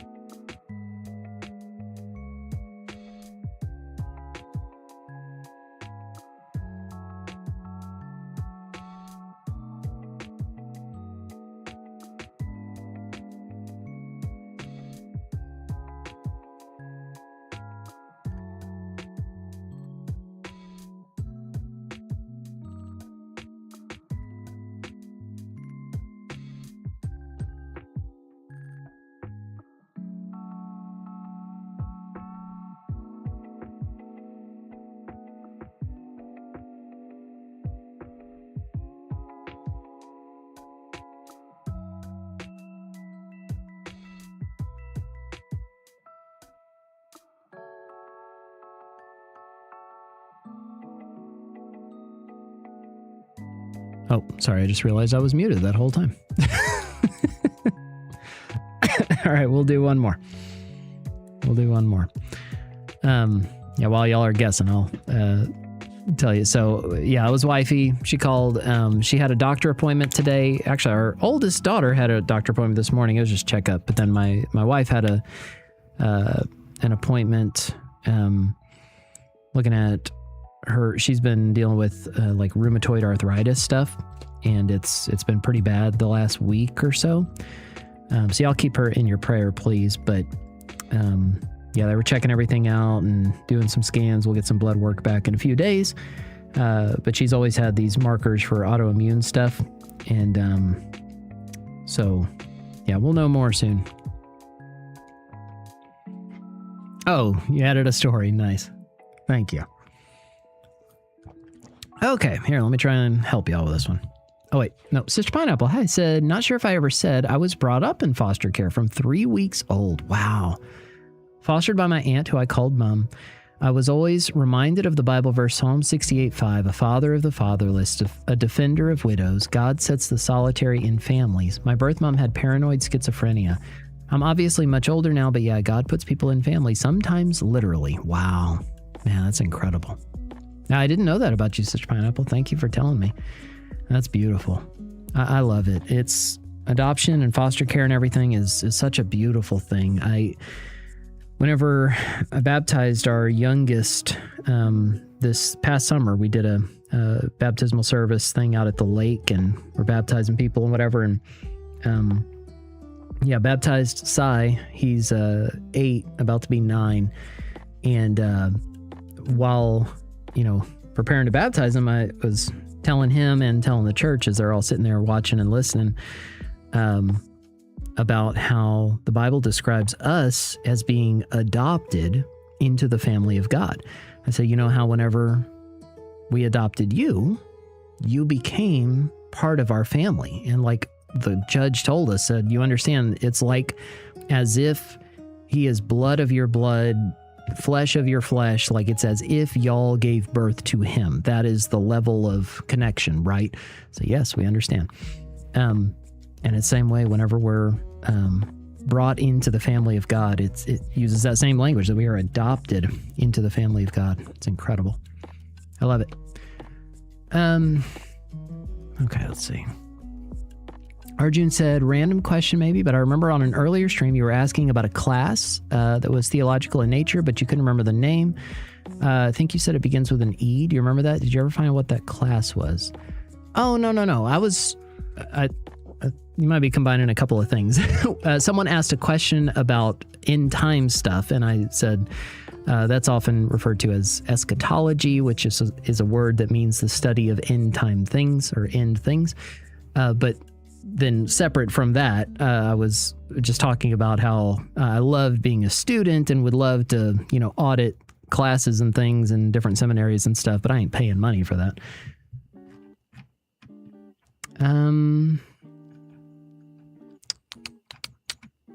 Let's see. I worked both ways. I was privileged to look after my aunt during the last 8 years of her life. She had dementia, heart failure, stage 3 COPD on oxygen. Then for one night, God gave her a completely sound mind. I was able to be there and see that she recommitted her life back to God one night. Praise God. Before the dementia returned the next morning. So I guess we both rescued each other. God's plan. Praise God. Man, that's beautiful. I love those kind of stories and things that happen, and to see the way that God works those things out. Being in pastoral ministry and having pastor friends who have had their own encounters with people in hospitals and on deathbeds and things, you see and experience some incredible moments like that, especially like I've heard and seen so many stories now like that where it's like the Lord just removes that little cloud from someone's mind and eyes and spirit, whatever, in those last moments with a loved one or something, days or hours or moments before they pass, where they're completely cognizant and, clear-minded and whatever, and can have a conversation. It's incredible. It's incredible. I love those things.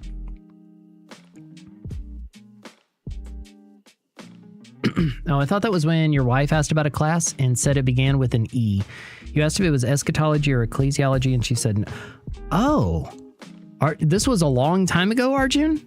Because if so, I do vaguely remember that. That wasn't my wife. It was my sister who was asking me something. And yeah, she said it began with an E. Oh, man, you got a good memory. I don't even remember that. Okay.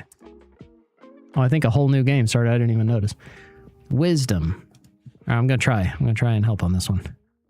Oh, I know, just kidding. Ryan said something. What's up, y'all? So as some know, I work as a supervisor at a casino, and I work in the table games portion. There's a guest that's one of our top card holders, meaning they're one of our top 3% spenders, pretty much. Saw in their history they spent, brace, $2.1 million earlier this month. I say all this because I don't know if it's even remotely possible for me to feel bad or sorrowful for them losing money. They choose to, after all, and get upset when they do lose thousands all the time. Man, that's crazy.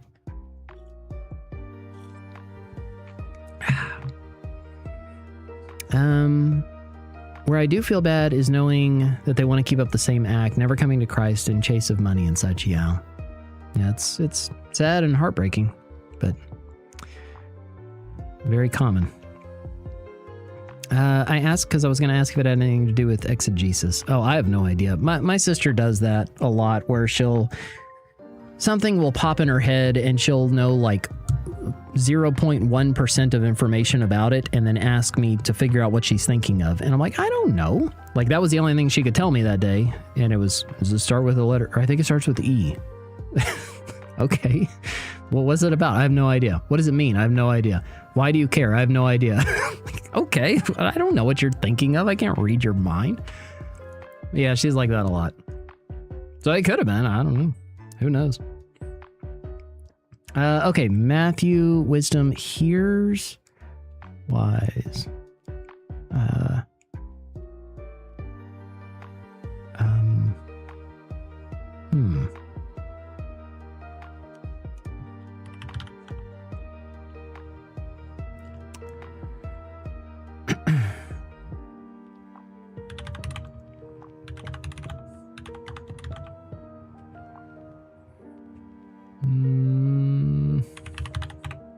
I don't know why I thought of a roach, but okay.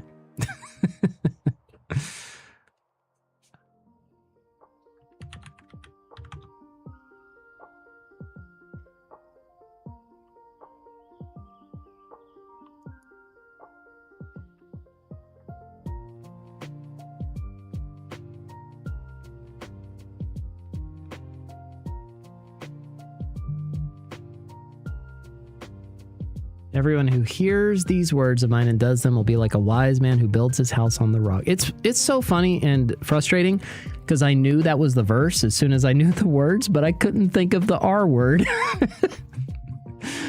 Rock, duh. Okay. Word, game, end. Well, look at that. See, it's not rigged because I didn't win this time. Every time y'all are like, it's rigged because I'll like, as soon as I get top place, then I win, or then I end it. Top scorers, Ian in first place with 1430 points, Mabius in second with 1100, and Harley in third with 805. His word will not return void. Amen. Fourth place wins. Oh, it's funny. It's tricky because gambling is a very real addiction. Very true. Yeah, Ryan sees it every day, so I'm very aware of it. There are suspicions on their actions outside too, such as trafficking and other means, but that's a different story. Wow. I'm just excited that I helped. Yeah. Ian used cheat codes. He put in the game genie. That's right. Okay, cool. Well, all right, let's play a game. We're gonna shoot little aliens and brains and squids and things. And we can keep talking about whatever and all the things and everything as we do. Actually, you know what? I'll put it up to y'all. Hold on. We'll put a poll. We'll do a poll. How do I make a poll? New poll. All right, which game? Halo or Undertale? All right, whichever one y'all pick, Halo or Undertale. So Halo, you know, I've been playing through. I've been doing this playthrough, and it's great. I'm loving it. It's awesome. Also, though, it just popped in my head. I was telling y'all this on Wednesday, but the other day, I played through Undertale, I mean, a few years ago or whatever on stream. It was a good time. I enjoyed it, whatever. I moved on. But then probably 8 months ago or something, I was like, I want to do,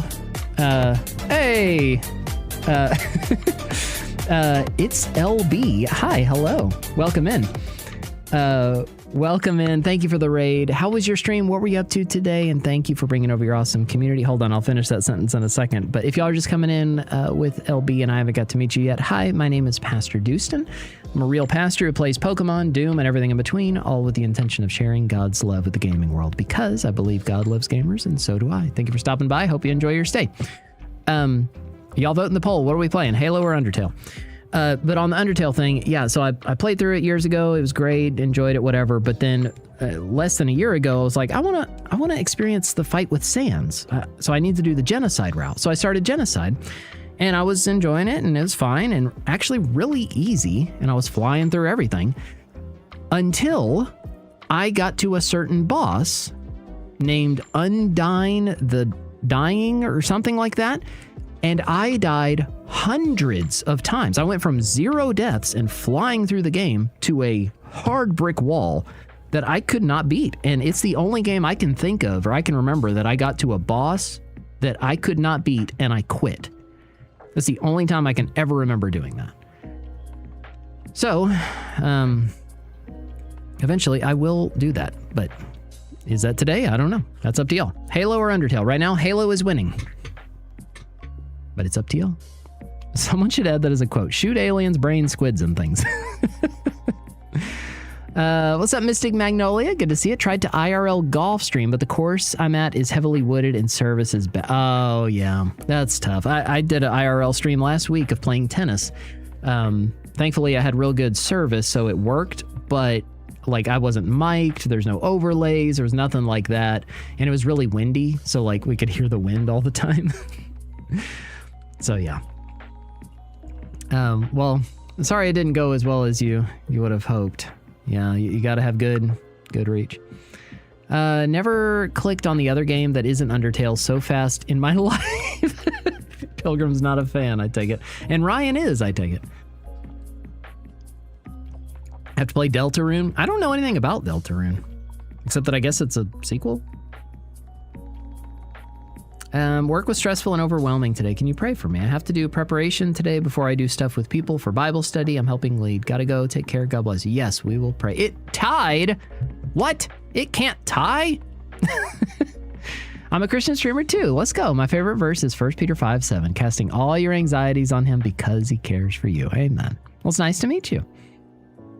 Have you beat the true pacifist route? No, I've only done just a normal standard route. And yeah, Undyne the Undying, thank you. But yeah, Sans is harder than her. Oh boy. It's crazy though, because like I was expecting it to be tough, and I was like, this is the easiest thing ever. Like I hadn't even come close to dying once, and just flying through genocide and like, okay, whatever. Until I met Undyne, and I died, I mean, for days. I kept trying this fight, and I never did it. Darn, now you have to play both simultaneously. Yeah, real good service, pun intended. No. Guess we'll go with Halo Tail. Underlow. All right, here, we're gonna flip a coin. All right, coin flip. Okay. Wait, I hadn't even clicked anything yet. Okay. So here we go. Heads is Halo, because H and H.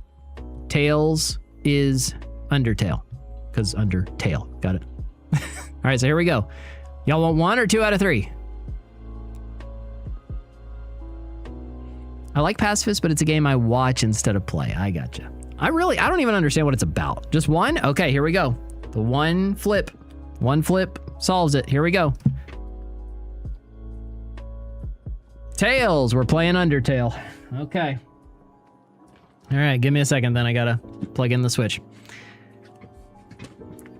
H is before U in the alphabet, so I say we go with Halo. Oh man, y'all are gonna see me get frustrated. Dude, I don't know what the heck. Hold on, let me turn off the PlayStation. What? Turn off. Okay. Yeah, it is, I mean, just brutal. All right, hold on, let me plug stuff in. Legit me right now. What is this, Pilgrim?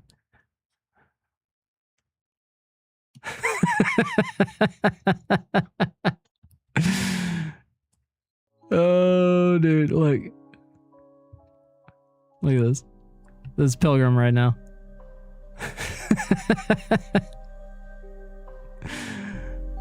Oh, I love it. That's great. Okay. Here, let me plug it in.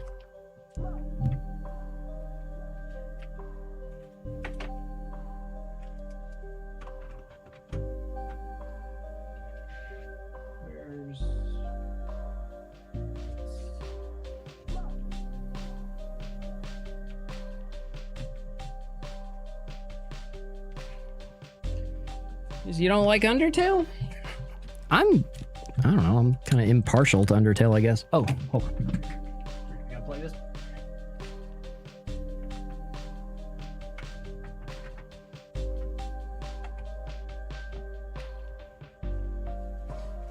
Like, I enjoyed it fine. You know, it was just whatever, it's a game. I don't know why people are so obsessed with it. That I don't get. But, I mean, I know people seem to love it. It is what it is. Oh, the community ruined it for me when the game came? Oh, you mean like spoiled it or just they were annoying? Because that community does seem very, like they really like their game. Me, it's just one of the games of all time. Gonna lurk for a bit, looking for cords and controller to hook up to the PS3 because I refuse to stream Fallout 3 when I bought the game and all the DLC, and Fallout 4 is not my favorite. Okay, gotcha. Thank you for the lurk. The community's very intense. Let's put it that way. They were annoying.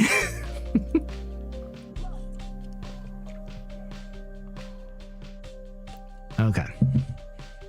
Greetings, Abe. Good to see you. The community can be very aggressively passionate about it. Oh, it's funny. Okay. So... Man, I hadn't touched the Switch in a while. It's like dead. Waiting for it to turn on.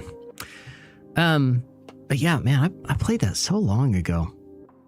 Let me see if I can find out when I played this game. Clips? Undertale? See if there's any clips from me playing this. I don't know. Oh, there are. This was, wow, 2022. Yeah, May of 2022 is when I played this. Dang. Oh, I don't know what this is, but someone called me a monster. Let's see what I did that made someone upset. Is that not the magical attack? Because that one's 348 damage. Let's go. I have no idea how that happened. You are stronger than I guess thought. Killing them was mean. Listen to me, small one. Yeah, I don't know. I guess I was wrong. I shouldn't have done that. Oh, right here. I was so excited because I thought this is where I got to fight Sans. Because I knew that if you kill everything, you fight Sans. That was like what was in my head. And so I killed everything. But I didn't know you have to like go out of your way, farm everything till there's nothing left. I didn't understand that. No one told me that part. So I was just like, well, I haven't let anybody go. I've killed everything, so I get to fight him now, right? And I was so disappointed. Is right that here. Kakuna? It does look like a Kakuna. Oh, it's funny. I can't move. It's Kakuna. So you finally made it. Good. The end of your journey is at hand. In a few moments, you will meet the king. Together, you will determine the future of this world. That's then. Now, you will be judged. You will be judged for your every action. Ah, the clip stops right there. What is all this? A bunch of people clipped this section right here. I pity you. I pity you, lonely human. Worry not, you shall be lonely no longer. I, the great Papyrus, will be your stupid dolphin. I'll be your stupid dolphin. That was glorious. Wow, I will be your stupid dolphin. Yeah, people were upset when I killed him too. I can't unsee Kakuna Sans. Is that how you say it? Sans? Sans? Did you check your X? No. Hold on, I'll pull it up because we're waiting on this thing to finish charging. It's still charging.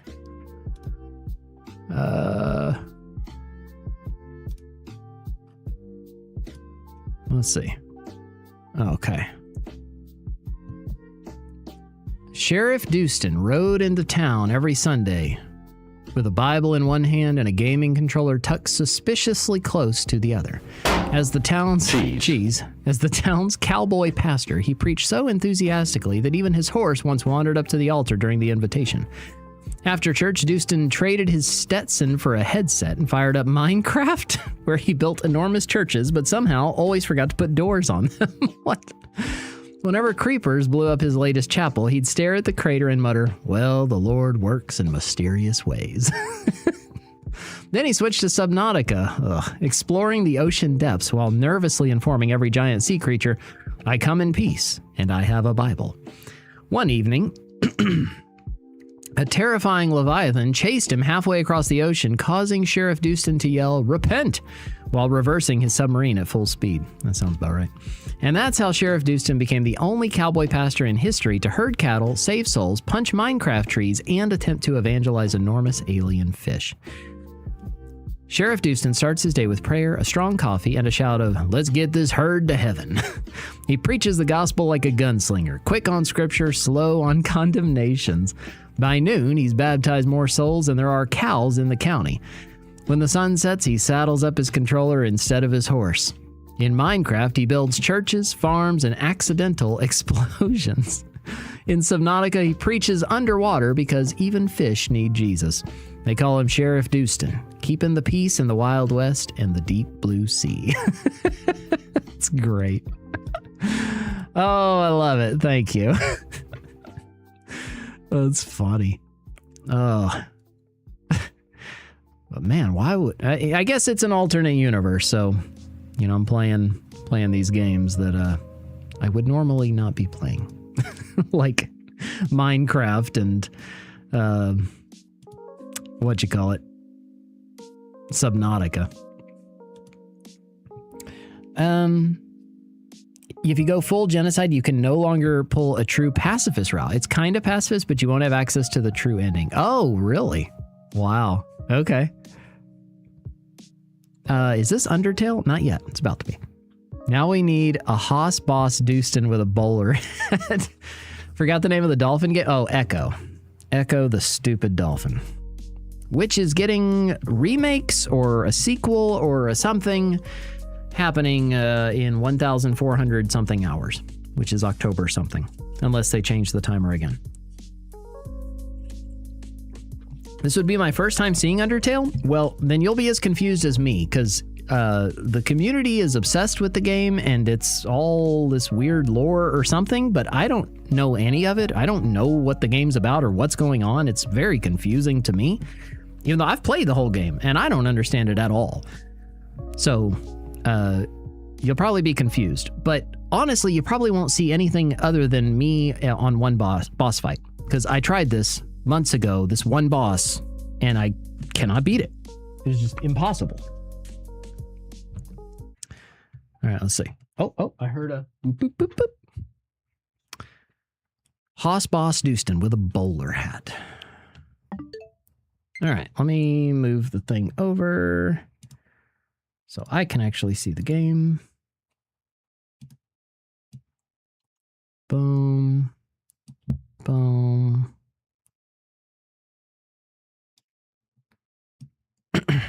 Yeah, this game has quite a a following. So we may meet some new people, some interesting people, because whenever I've played this before, we met some interesting people, from what I can recall, although that was a long time ago.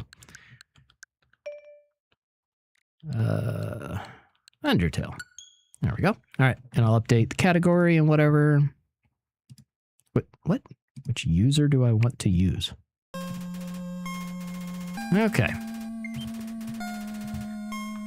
I can't beat this stupid boss. That's the title of the stream now.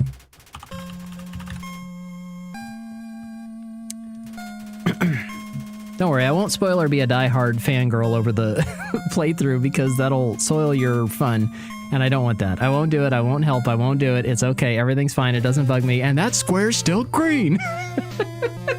How'd all these squares make a circle? Oh, it's fine, it doesn't bother me, it doesn't bother me, it bothers me a lot, and that one's still green! Pastor versus Undyne the Undying. What? Okay. I'll do that. You ever consider playing through the Mega Man X game? I love the Mega Man X games. Although I say that, I've played Mega Man X1 many times, and I've played X4 a few times, and I played a little bit of X2, and I really like it, but I haven't actually, I don't think I ever beat X2. I've never played X3 or any of them after X4.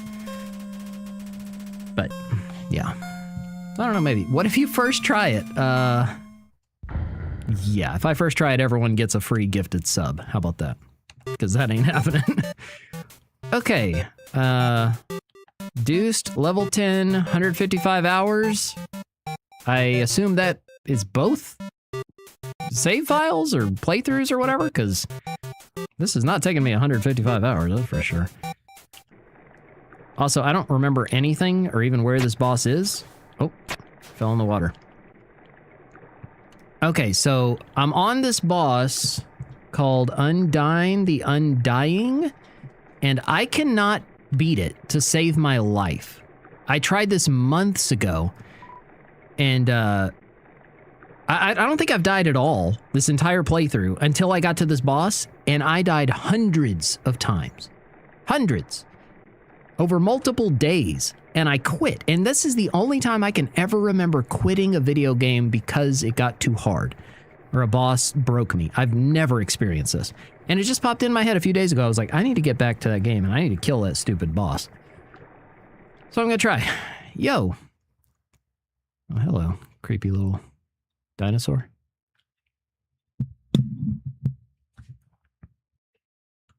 Hello? Yo, yeah, we already said this. Undyne told me to stay away from you. She said you hurt a lot of people. Yeah, kick him in the head. Not sure if you're allowed to play him on stream, but there's a lot of downloadable Mega Man X fan games that are really solid. That would be really fun. I like Mega Man 2. Yeah, me too, Nolan. But yo, that's not true, right? Yo, why won't you answer me? And what's with that weird expression? I'm preparing to kick you off the ledge. Oh. Whoa. Oh, man. Man, my heart's pounding right out of my chest. What would Undyne do? Undyne would kill me. Yo.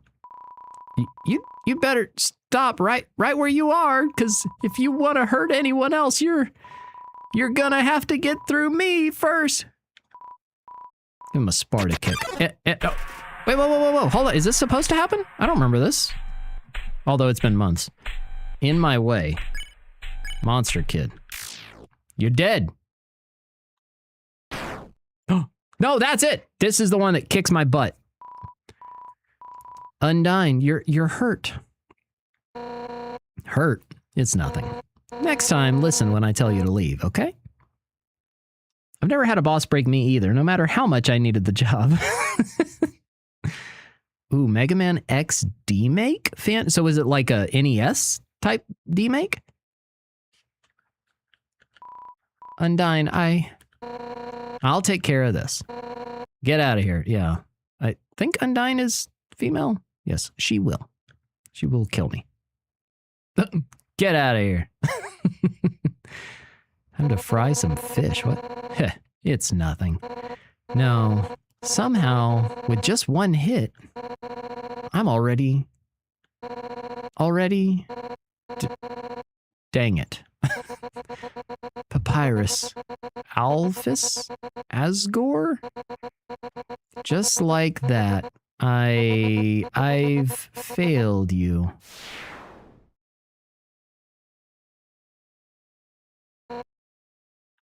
No. Oh no. My body, it feels like it's splitting apart. Like any instant, I'll scatter into a million pieces. But deep, deep in my soul, there's a burning feeling I can't describe. A burning feeling that won't let me die. This isn't just about monsters anymore, is it? If you get past me, you'll destroy them all, won't you? Monsters, humans, everyone. What's up, Jackal?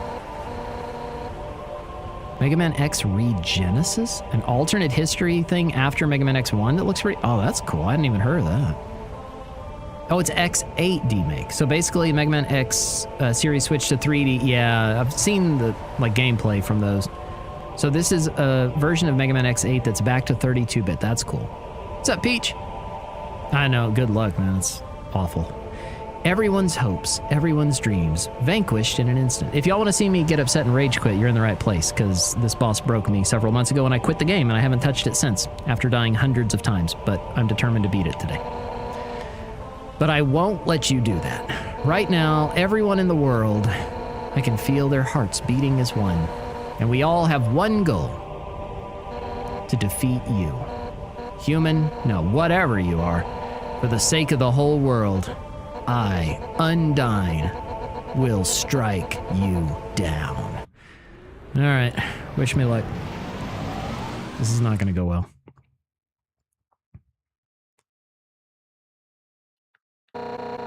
You're going to have to try a little harder than that. Than what? Okay. The heroine appears.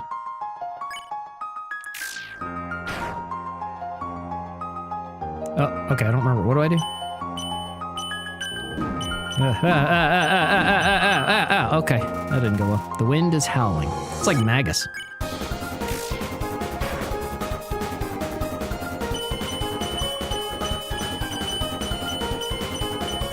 I used to have the first little parts down pretty good, and then it gets ridiculous.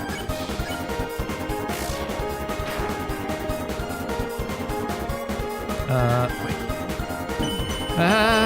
No, I'm already dead. Well, there goes everyone's free gifted sub, sorry. You're gonna be alright. Doostyn, stay determined.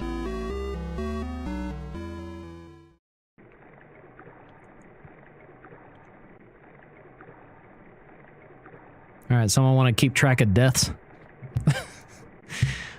The music is good. I just wish we got to hear it longer, because I died too fast. I'm gonna get Mortal Shell 1 and 2 and Black Myth Wukong. Nice!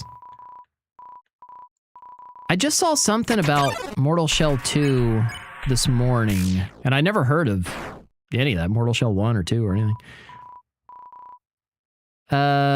What's up, Jump Boy? Yeah, well, I don't know. I did just a normal playthrough 4 years ago. I haven't touched it since. And I started Genocide like earlier this year, and it was fine, flawless. Easy. Until I got to this boss, I died hundreds of times over a few days and I gave up. And so now I'm back trying to beat it. But I haven't done the pacifist. No. Okay. Blah, blah, blah, blah, blah, blah. Whatever. Yeah, I know. You're going to kill me. Yeah, blah, blah, blah.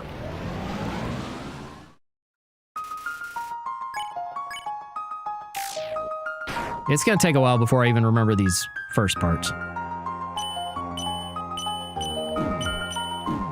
Ugh, good grief.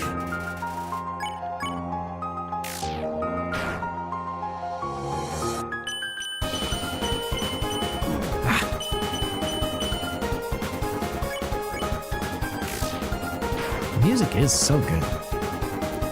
Okay. No. Okay. Upright, up.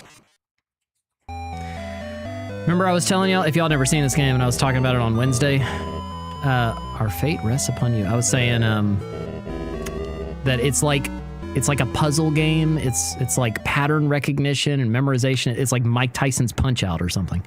That's what it feels like. This game just gives me anxiety, yeah.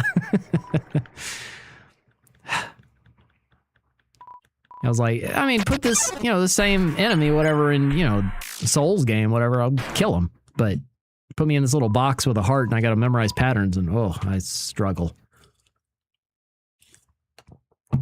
Also, I assume it's best to use the D-pad over the joystick, but I don't remember now, because again, it's been a while. That's pretty much the same, Abe. That's about the only kind of music I listen to is video game music. And this is a really good track. I just wish I was good enough to let us hear it longer. Okay. Okay, I got it. It's just a whoop, whoop, whoop. Got it.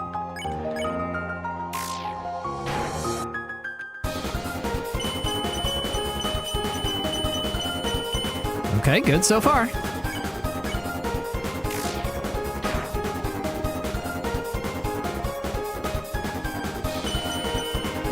No, whoa! Oh, what was that? What's happening? I don't remember what any of these things do. Oh, I ate the snowman piece. I recovered 45 HP, great. No, oh, okay. Can I move faster, please?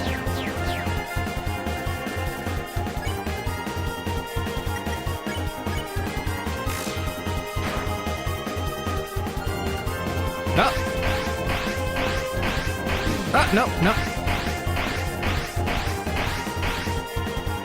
What is that? It's like a weird beam attack. No, not this garbage. Man, it's throwing me off the colors, too. I have no idea, Arjun. I don't know if I can increase my HP. My son likes it, but I'm afraid my hand-eye coordination isn't up to snuff. Oh, mine's definitely not. That's why I struggle so much in this game. I'm so pale. Looks like he's out of The Simpsons. I don't get why people love this game so much. I don't know. I think it's just kind of maybe the writing, because it is, it's funny and, it's a little sarcastic and whatever, and the music's amazing. And then I guess story stuff, but I don't really know what's going on at all in the story. It's a very strange, confusing game to me. I feel like I would need to watch videos on the lore and stuff to understand. Yeah, the music is so good. The music is the whole reason I wanted to do Genocide, so I could hear Megalovania and fight Sans. That's the only reason I tried Genocide, and I can't get through this boss.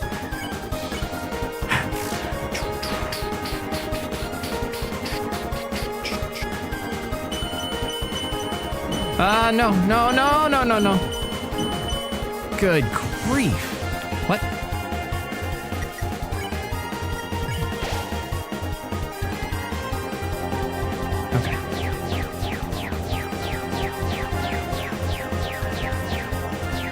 Okay, these kind of things I can do fine. It's the arrows that I can't do.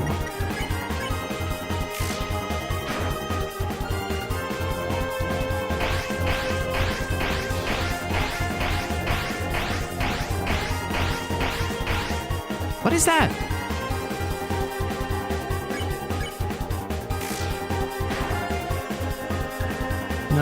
No, what? Okay, that wasn't bad.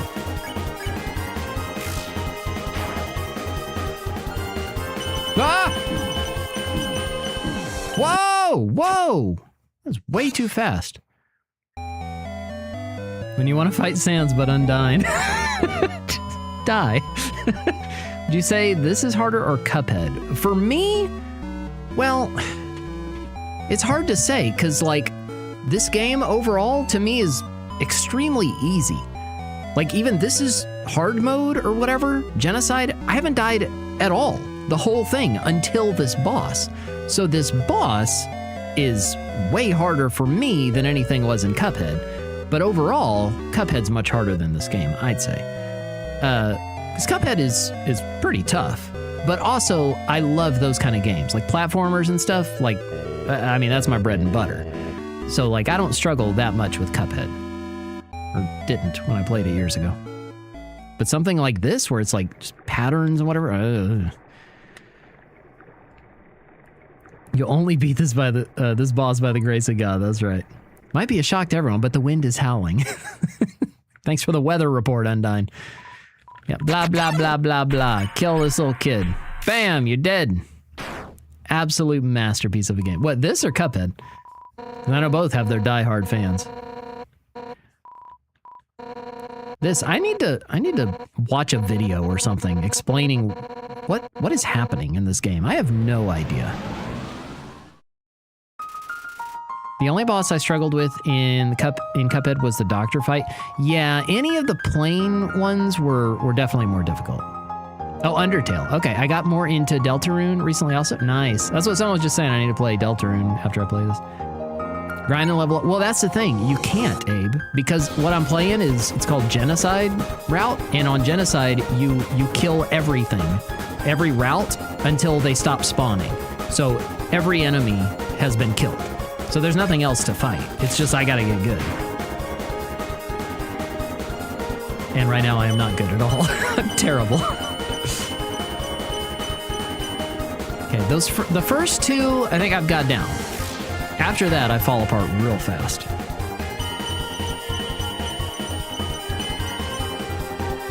Okay. Oh no, it's supposed to be a fun one. No, I went too early. Good grief.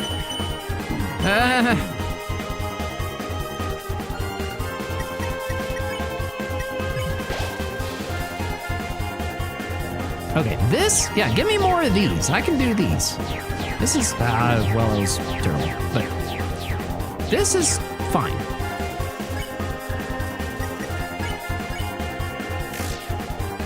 What's up, Cell? How you doing? Mr. Perfect Cell.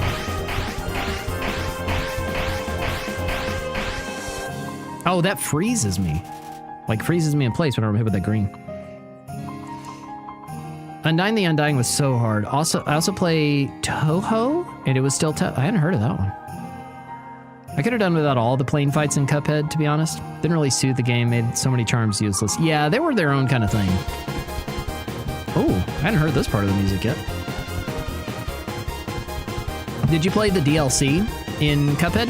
DLC was a lot harder and it's really good. With the salt and pepper shaker dude, he was tough. Oh no! Okay, that wasn't too bad.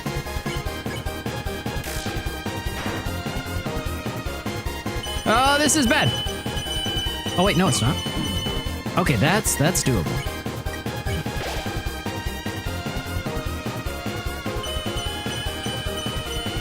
No, no, what is this? Ah, I hate it. Those yellow ones, they come in like backwards and then move around. Ugh. Oh, okay. Yeah, shmup games. I've never really played many shmups. I don't even know what you're supposed to do. I don't really either that much, Jekyll. I did enjoy Delicious Last Course. Yeah, I forgot what it was called. Oh, that was bad. I need every hit point I can get. What's happening? Okay. Hold on. No. I don't know what any of these do. Okay. No, not this again. Although it's better than arrows. I'll take it. No. Stop it.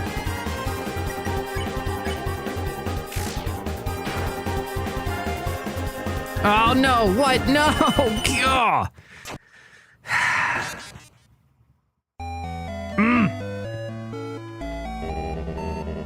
Oh, was I right, Cell? When you mentioned Cell from Dragon Ball first time, I was astounded. That's why you knew the inspiration for my name. I'm a big Dragon Ball fan, so like, If I hear the word cell, I'm not thinking, mitochondria, the powerhouse of the cell. I'm thinking Cell from Dragon Ball Z. And then Dragon Ball Z Abridged. Good stuff. Let's go. Oh, yeah. I bought it with the DLC. Nice.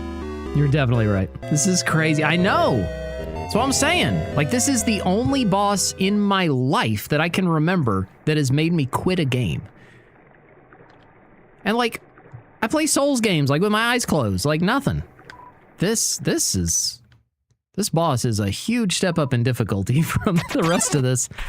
And then I'm not good at this kind of thing anyway. So it's really tough. And I'm like, I'm really trying. I'm doing my best. Okay. Atla? I don't know that. What is Atla?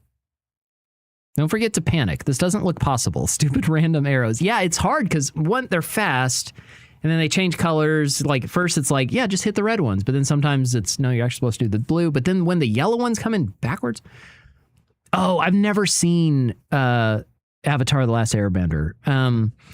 So my kids recently watched through the whole series. And I would, like, be in the room. And I was kind of watching and kind of paying attention. But I don't really know what it's about. So I didn't follow the story. I need to sit down and just watch it one day. I know they loved it and they were like, yeah. We'll rewatch it. We'll watch it with you. But I haven't watched it yet. Cell Saga was awesome. Yeah, it was. Dude, everything, like the entire series building up to Gohan and Super Saiyan 2, that was incredible. I'm still at the beginning and got to proceed. It's great. Nice. I watched the Boo Saga and was amazing. It's all good. Okay. I'm leaning forward, which gives me like 20% better video gaming capabilities. So maybe this will work. All right, here we go. Forget your streaming for a second. Just focus like you're playing a game by yourself. Okay.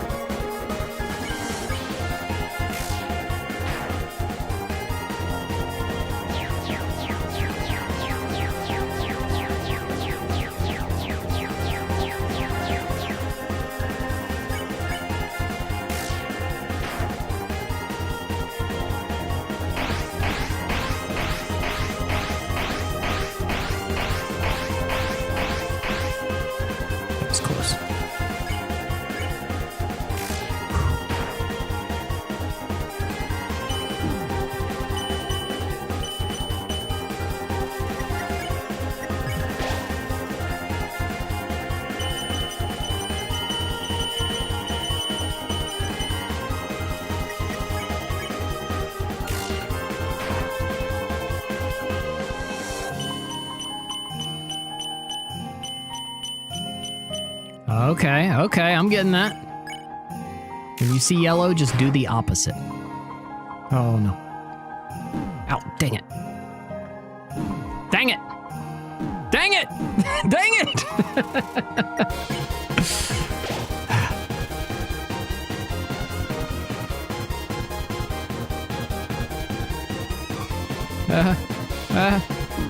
Stop it! Stop it! Stop it!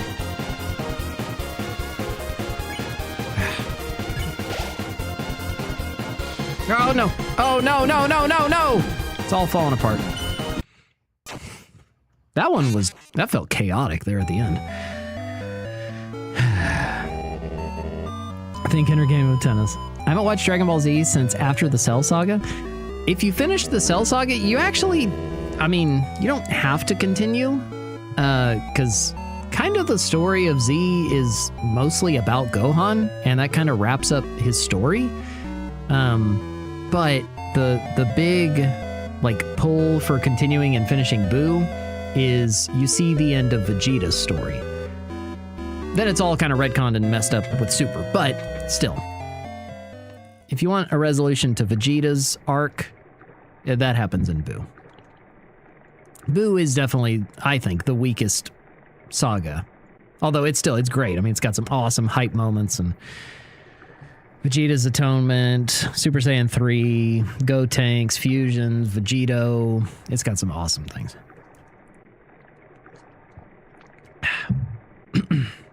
Fun fact, instruments from the Toho project are used in Battle Against a Two Hero. This thing, oh really? Is this the guy? Yeah, this is the one, Alan, that I was talking about the other day. Or not a guy, girl, but yeah. Epic. I know, I was doing good there for a minute. Hopefully no one, Mr. Waz. Everyone's been good. Watch some of the Boo Saga, not much. Yeah, it does kind of drag a little. I think Nama Saga might be my favorite. It's so good. Man, it's hard to beat.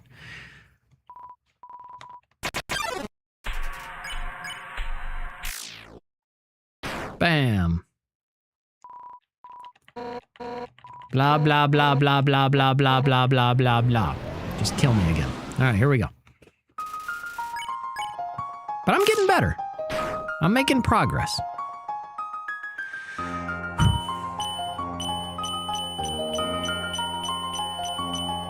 Okay.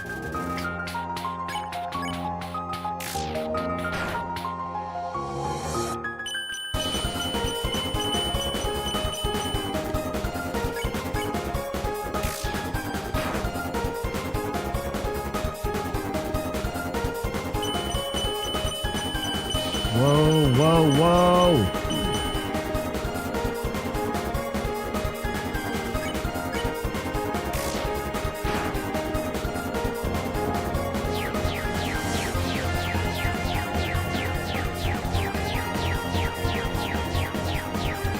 Okay.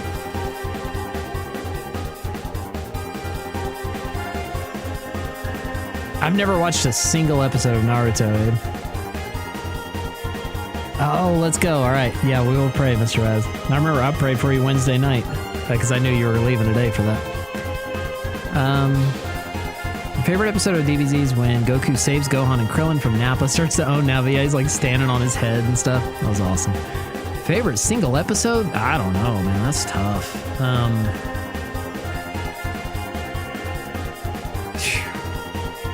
I mean, there's so many amazing moments, but like a whole episode? I mean, the first time Goku goes Super Saiyan is a great one. Goku's Kaioken times 20 against Frieza is one of my favorite moments of the whole show. Gohan going Super Saiyan 2 is incredible. Probably one of those. I guess Gohan going Super Saiyan 2, I guess, would be my favorite single episode. Okay.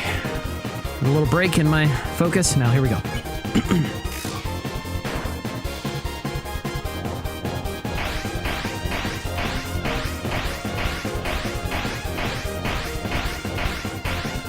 Okay.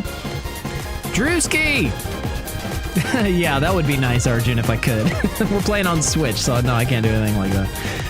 Jacko, you never seen any of them? Really? Oh, it's all good, man.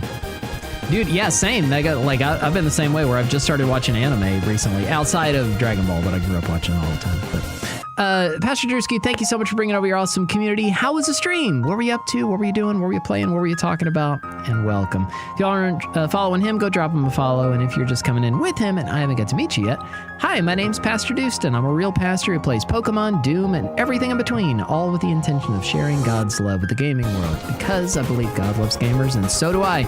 Thank you for stopping by. Hope you enjoy your stay. Right now, I'm getting my butt kicked by this lady over and over and over and over and over and over and over and over and over and over and over. I rage quit this game like 8 months ago after losing to her hundreds of times over several days, and I picked it back up just today to try to figure it out. Sadly, was plagued by tech issues. From trying to set up Twitch's dual format streaming, had to cancel. Oh no! Were you doing the enhanced broadcasting thing? Because I got that working, and I'm not doing it anymore because I went back to restreaming. I can't figure out how to do both though. But yeah, tech issues like that is frustrating. Yeah, I'm a glutton for punishment, man. I'm very much a masochist.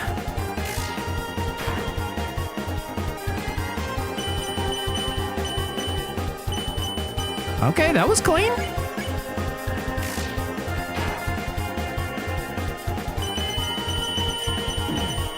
Oh, come on. What? Why did I fail that one? That one's usually easy. Thank you, Drewski.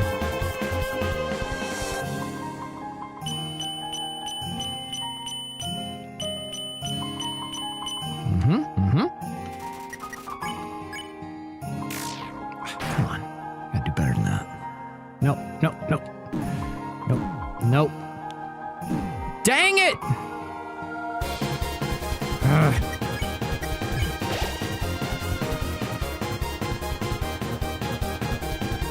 Oh, I don't like this one.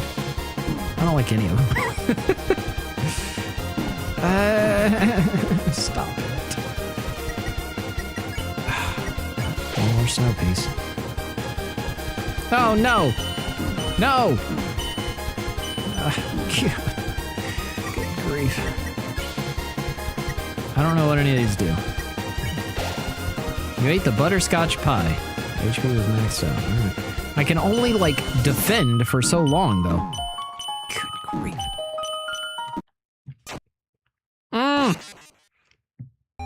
This is impossible. Oh, Jackal, yeah. Dude, that was my childhood.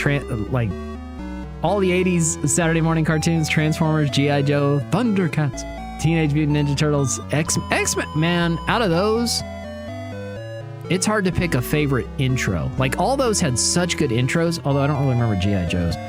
But Transformers intro, awesome. Thundercats intro, awesome. Ninja Turtles, awesome. X-Men intro, awesome. G.I. Joe probably had a good one, I just don't remember.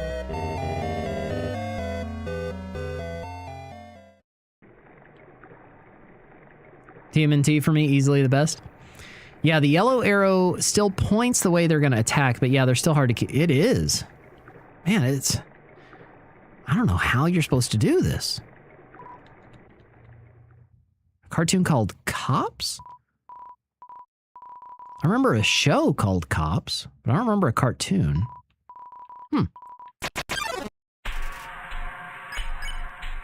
Bam. You dead. Why can't we do that kind of damage to Undyne every other time? Like, that would be great. Check it on YouTube? Okay. I do remember SWAT cats.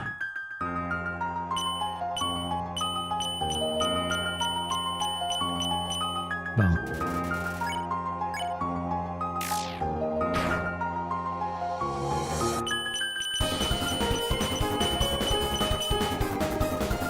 What armor or weapon are you using? You'll have to show me how to check, because I don't remember. I have no idea, and I haven't played this in months, so I don't remember.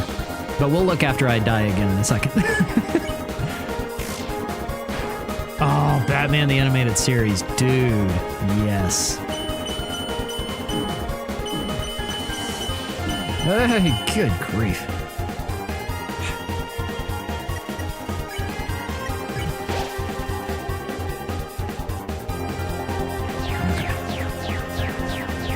I wish you would do this one more often. I say that and then immediately take damage. Oh my goodness, that was awful. That's the easy one, Doostyn.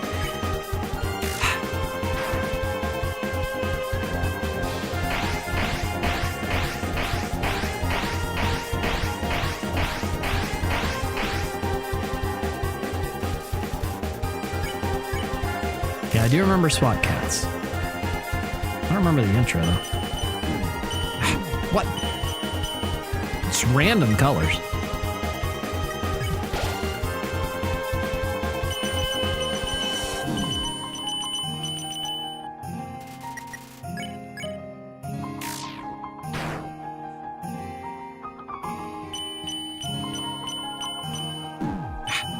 I went too early.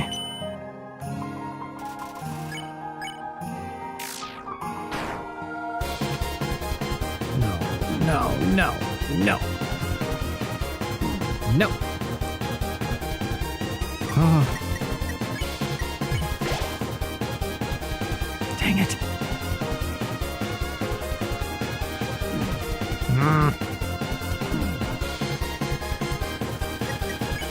Come on, random 20,000 damage. Ah. No. Ah. How? Okay, yeah, let's look and see what I have on, because I have no idea. Press plus to open inventory, then go to stats. Okay. Oh, there we go. Stats. Weapon, stick, armor, bandage. Those don't sound good. Are they good? They sound terrible. I'm hitting with a stick, and my armor is a bandage. You own the complete series of Batman and Ninja Turtle and oh, you got some good ones there. Yeah, Batman, man, that might have been my favorite just cartoon back in the day.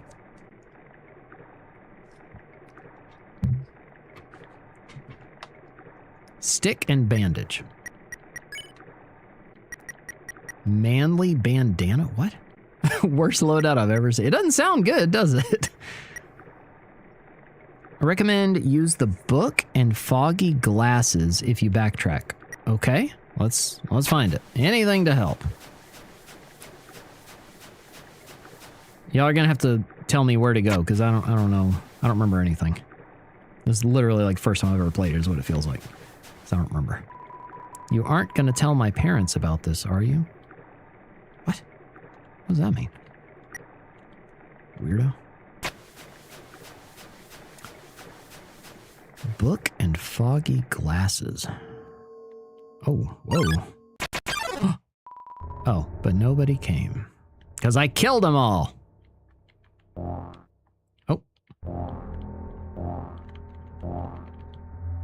Okay. What's this creepy music?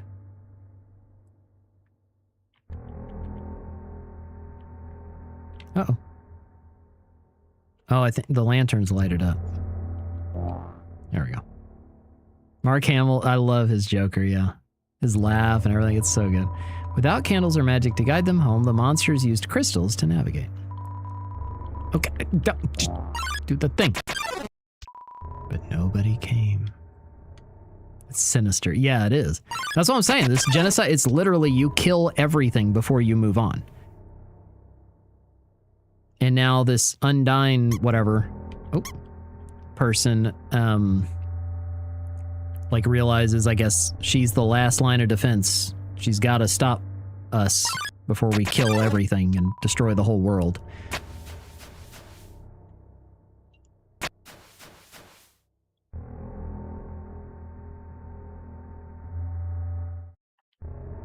What's this?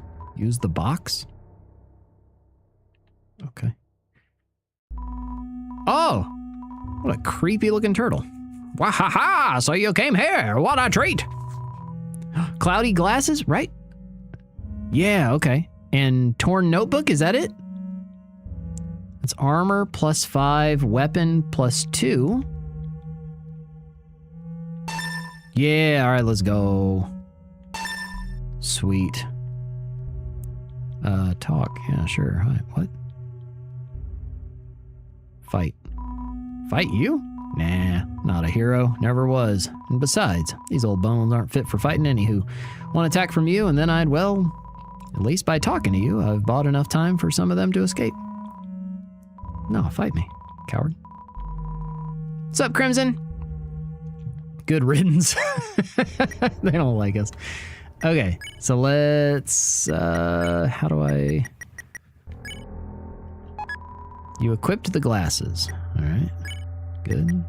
And you equipped the torn nope. What? Fight me. Okay, Pastor chose violence. Yeah, literally, I'm in the genocide route of Undertale, which means you kill everything.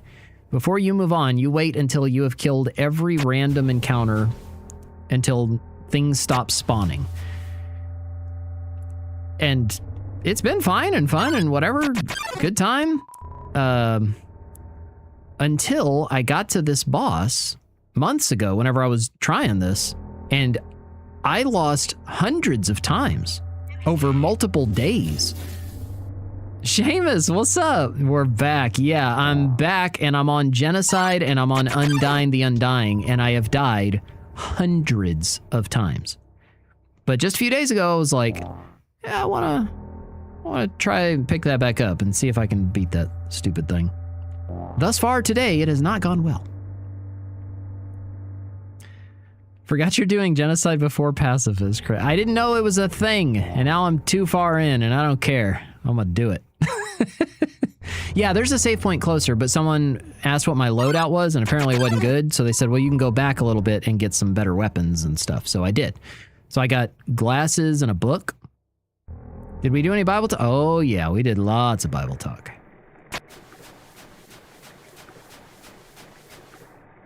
Only have a vague memory of Exo Squad? I never even heard of that one. Didn't realize it has Dark Souls 1 runbacks. All right, so here we go. So we'll save with this new loadout. Determination, that's all it says. All right, so my stats now, I have a notebook and cloudy glasses. Which don't sound like weapons or armor, but they are. The invisible frames are good. Also recommend to put unused items in oh, yeah. Okay. You get more iframes. Oh, that's huge. Okay. Blah, blah, blah. Whatever. You kill this kid. What the heck was that? Oh, the weapon is different now. So, like, even just what it looks like is different. Okay, okay. Blah, blah, blah, blah, blah. Yeah. Let her kick my butt again.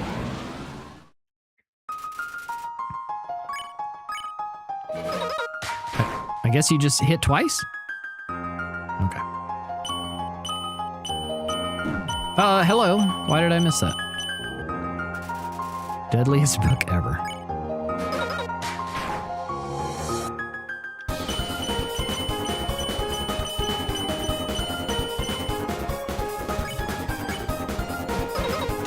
There we go. That was pretty good. Why are they so slow? Ah!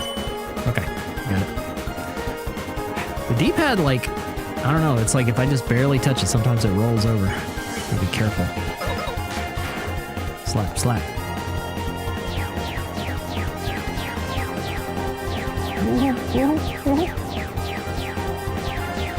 Okay. Yeah, Pro Controller 2 D-pad still sucks, yeah. It does. I know, I love the music. Spent my time with God at 1, so I haven't been watching streams at that time, so made my way. Oh, you're good. You're good. Yeah, we walked through some of James 4 and had a lot of really good conversations about all sorts of things, but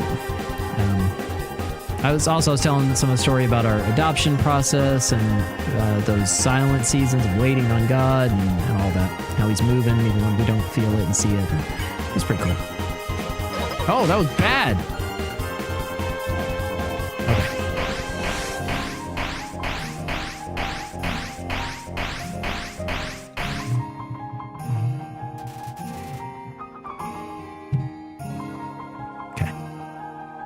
That book is sharper than a two-edged sword. I know a book like that.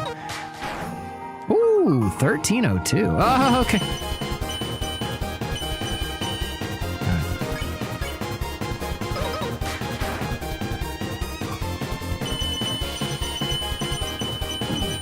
What? Also, what exactly am I looking at? Like, when I attack, what is this big canoe-looking thing?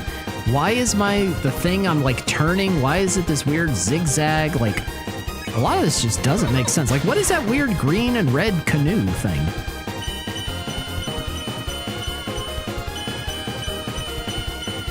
I don't know. I feel like there must be some kind of trick to how you're supposed to look at this. And I don't know the trick. Oh, God. I'm so bad at these. It does. It gave me way more iframes than I was able to get through one of those. That should have hit me. I think the zigzag might be a broken spear, but I don't know. Okay. I have Sauron. Oh, no. Okay. I think I need to... Okay, hold on. I need to stop moving so much. Like, get in my safe spot, then just wait, and then move. That's how I need to do it.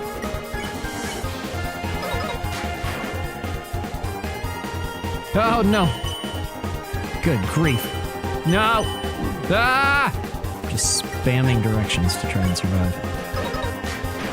Oh, we're over halfway. Let's go. I've never gotten this far. I don't think.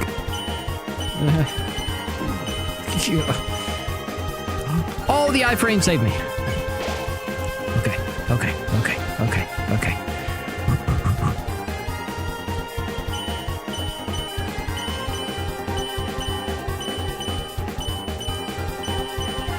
That one's actually easy. I can do that. Come on, come on. No, what is this? What is this? What is this?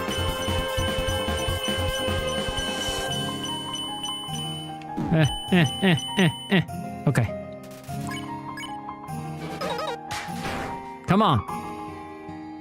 No. This is new. I have no idea what's even happening. Run! Just run. I'm just going in circles and not getting hit. Okay, okay, okay. Yes. No. No. It's fine, it's fine, it's fine.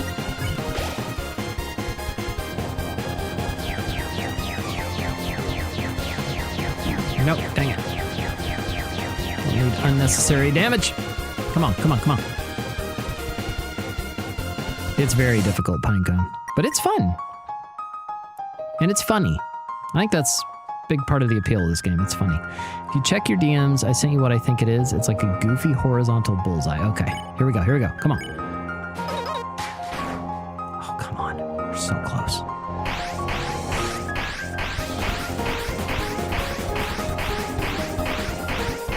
Come on, come on, come on. Die! No.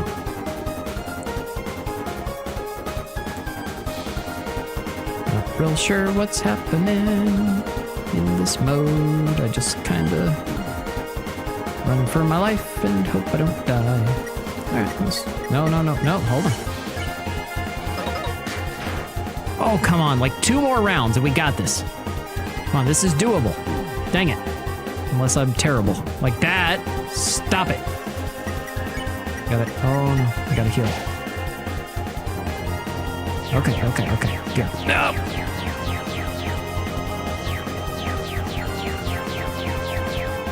Okay, come on. Here we go. Here we go. Here we go. Ooh, one more good one and I think we got it. And we got a good roll. We got this easy one. Come on. Here we go. Please, please, please. Die! Oh, come on, one more. Just don't die here and we got it. Dang it. Stop being terrible. Stop being terrible, Doostyn. Stop being terrible. Okay, here we go. This is it. Oh, no second phase. No second phase. Dang it. So even that power, it wasn't enough. Come on, come on, come on. Don't you hit me with a second phase. Heh. No, stop laughing. You stop it. If you think I'm gonna give up hope, you're wrong. No, because I've got my friends behind. Oh, that's fine. I'll deal with them later. Alphys told me that she would watch me fight you. And if anything went wrong, she would evacuate everyone. By now, she's called Asgore and told him to absorb the 6 human souls. What was that? And with that power... Ew, they're melting. This world will live on. Shoot it. Yes! Please? Maybe? Hello? Let's go! That's what I'm talking about! Oh my goodness. Dude, Jump Boy, thank you. Thank you, thank you, thank you for telling me about those weapons and armor. I had no idea that was a thing. And that made all the stinking difference. Oh, wow. Okay, hold on. I'm looking, Seamus. What? What is that? What? It's supposed to be what? Like a goofy horizontal bullseye. Okay. That is very goofy.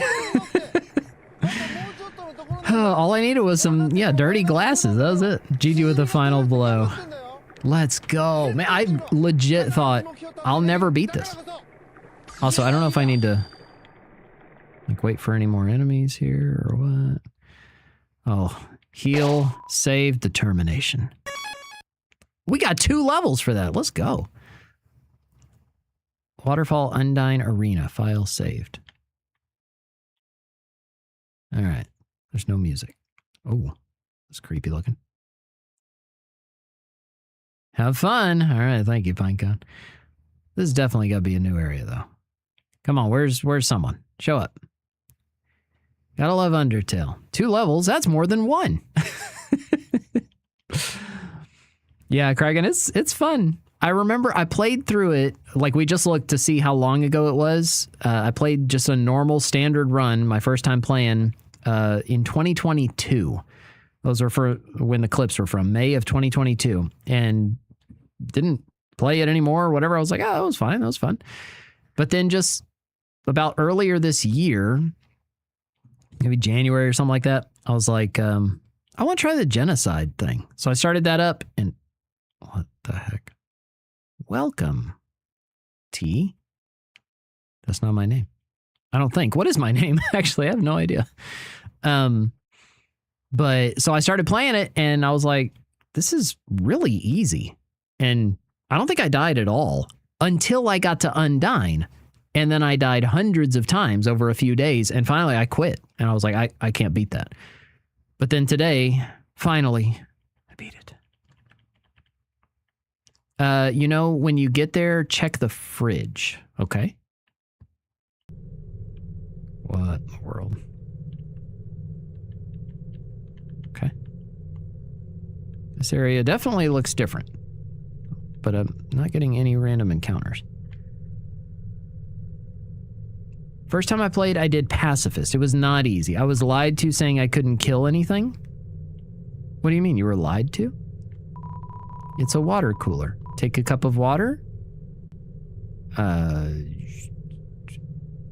there any decisions I need to know about that will lock me out of doing this? It's like, I never know. Like, I don't look things up and, okay, a cup of water is like gonna mess me up. I don't know, I guess. I like water. My name is Frisk. Okay. You take a cup of water. Okay. Great. I'm literally holding it. The water evaporated from the heat. The cup evaporated too. Okay. 40 left. Okay, so that means there's 40 random encounters in this area that I need to kill. Only not killing all the monsters. Okay. What the heck? Grim Reaper? Tra-la-la. I'm the river man. Or am I the river woman? It doesn't really matter. I love to ride in my boat. Would you care to join me? Sure. Where will we go today? Oh, wait, no, I don't want to do that. Then we're off. No, I changed my mind. Whatever. River person. Tra-la-la. Dancing on a boat is danger, but good exercise. What? Okay.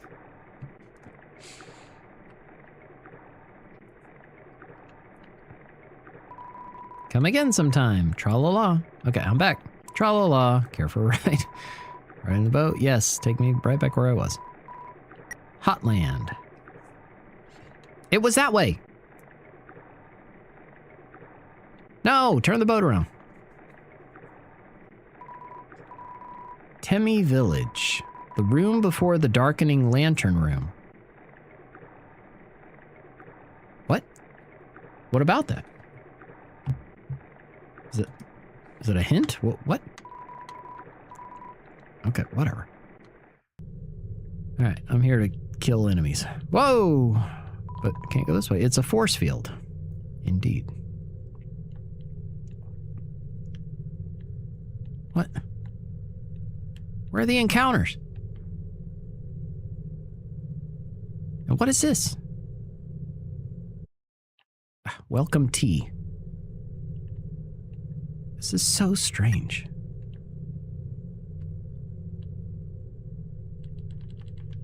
Maybe I'm supposed to do something with the water? Take a cup of water.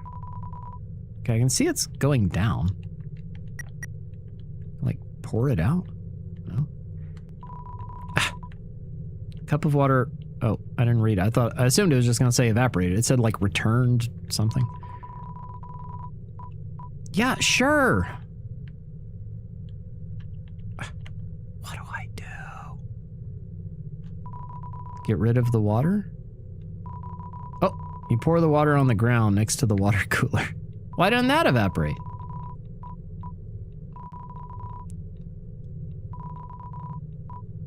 Yeah. Pour the water on the ground. Oh, okay?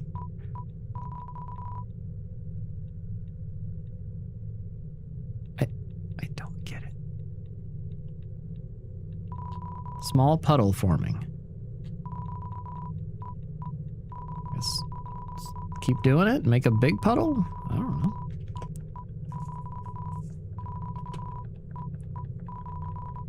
It's not changing. Starberry, what's up? How you doing? Good to see you. How is life? All This of puddle's that, not changing. unfortunately to say. I don't know. I just don't know. Yeah, you hear me say that a lot, don't y'all? Okay.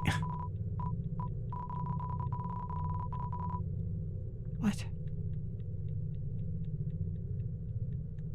I'm so confused.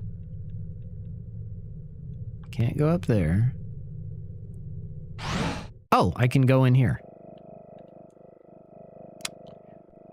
Hello. It's me, Doostyn. A garbage can, but it's pretty cute. What? Seems like the notes to something, but it's all written in chicken scratch. Seems like a walkthrough to a game or... What is this? It's a beat-up figurine of a female human with cat ears. The fridge is filled with instant noodles and soda. Oh, you said check the fridge. Yeah, take it. You got the instant noodles. Great. It's a half-empty bag of dog food. You just remembered something funny. What? What's that? Been a bit up and down as of late? I gotcha. That's life, isn't it? Sometimes we're up, sometimes we're down. It's a computer. It's accessing some kind of puzzle in Snowden. Okay. Right, obviously I can't go this way.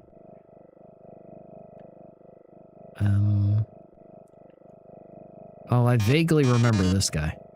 It's like Megatron or something. Oh, there you are. You ugly little creature. What? You've made quite a name for yourself. Such infamy. I'm impressed. Oh, yes. If you're looking for Alphys, she's not here. While you were busy doing your thing, she was running around evacuating people to safety. Now they're in a place where you'll never get to them. Deciding not to fight you. My, she really is the only smart one, isn't she? Oh, I guess that's why there's no encounters. What's up, Shadow? Been prepping for a family vacation with my parents and husband. That sounds fun and exciting.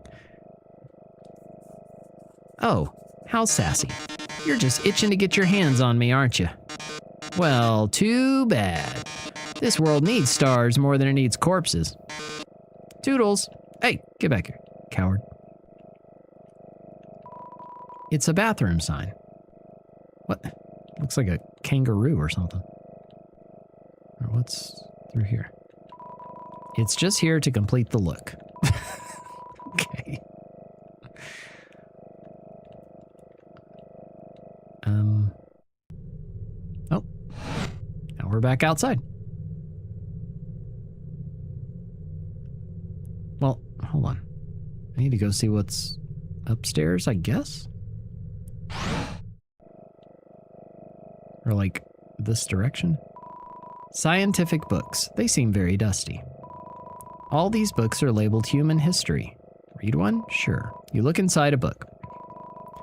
It's a comic of a giant robot fighting a beautiful alien princess. This doesn't strike you as very accurate. VHSs and DVDs of various cartoons. They are all labeled human history. All these books are labeled human history. Read one, yeah. Look inside a book. It's a comic book. Two scantily clad chefs are flinging energy pancakes at each other. What? This doesn't strike you as very accurate. No, it doesn't. All these books are labeled human history. Look inside a book. It's a comic book. Hideous android is running to school with toast in its mouth. Seems like it's late. This doesn't strike you as very accurate. What? Are they supposed to be referencing something? Pink goop drips from this strange machine. Okay. Gross. Okay. The wardrobe is full of dirty lab coats. What's up, Broop? How you doing? And a single clean dress. There are letters from many monsters here. Frogget, Snowy, Doggo. They're all unopened. It's a lamp with pink fish on the lampshade. There's no light bulb. An incredible invention. When not in use, this bed folds into an extremely easy to draw box. It's a promo poster for Metaton, that's it. Metaton's TV premiere. On the flap it says, "Thank you for making my dreams come true." The toast one is most likely referencing a common anime trope when a person is late for school, usually, and they rush out the door, with like a piece of toast in their mouth. Yeah, that makes sense now. And yeah, you can see they got like the anime poster or whatever. Here's a little anime figurine. Oh, and here's a teacup shaped like a yellow lizard. It's full of soda. And this dog thing, like a bag of dog food, is huge. What in the world? Oh, thank you, Brute. Thank you. Yeah, this whole setup and all the stuff that you see behind me, like this whole room, this is at my church office. So I have like the coolest pastor's office ever. But whenever I first started streaming and doing stuff, I had a setup at my house.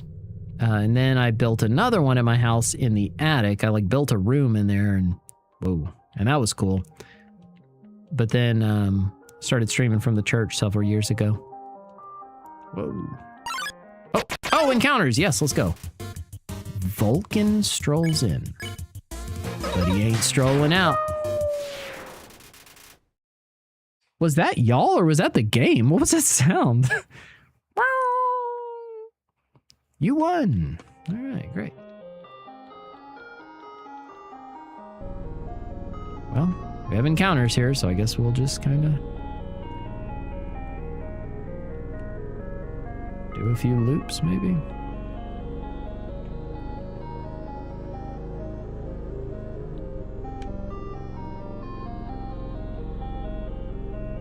So I'm not real sure what any of this is supposed to be.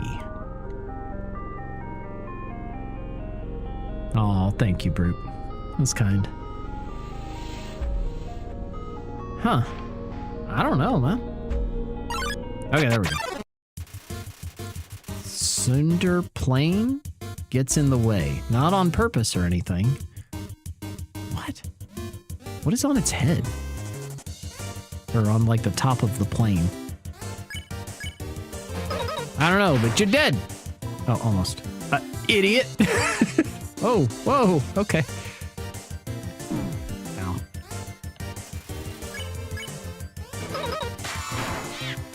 Oh, but I never got to... Oh, you're dead. Which game? This is called Undertale. Whoa, that's kind of weird. This game is called Undertale. It came out a few years ago. It's got a big, like, cult following almost. I played it 4 years ago, just like a normal playthrough, and had a good time. It was fun, but there are alternate routes you can take, and I'm doing one of those alternate routes now. This one's called Genocide, where you kill everything. Like, not just any encounters you get into, you win, but like you kill things until things stop spawning. You kill everything in the game. And it's much harder. What in the world? Pie rope. And you get to fight a really fun final boss. Burn, baby, burn. Oh, no! Wait, I guess I touched the fire? No? What? What was I supposed to do there? The fire hurt? The rope hurt? Yeah, it does look like an old game. I think exiting and re-entering makes monsters spawn faster. Ah. Okay. We can abuse that. Oh, also, this would be like 30, yeah, 37.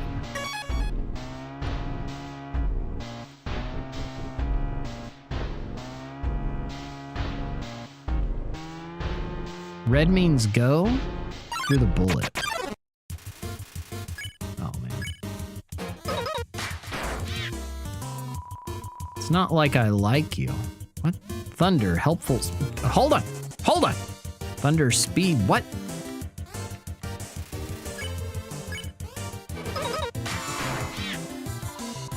Thunder, helpful, speed up. What does that mean? Oh. It's like oblobbles in Hollow Knight. Thinking of doing it did make that sound again. Neutral as well. Yeah, I did that route when I first played it 4 years ago. So that was the only playthrough I did, was that. And, but now I'm doing Genocide. Apparently I was supposed to do Pacifist before Genocide, but I don't care. Obviously. Doing Genocide, fine, letting the world burn, so we're burning it all down, and something bad's supposed to happen because I do it, or because I'm doing it this way. Whoa, whoa, okay.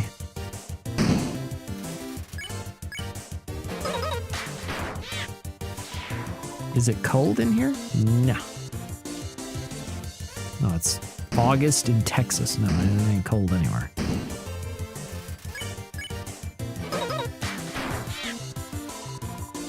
Feel the heat.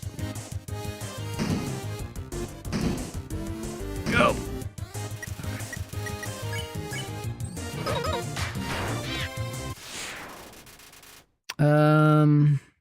Let's see, you look like Patrick Jane, older version. I don't know if you know him.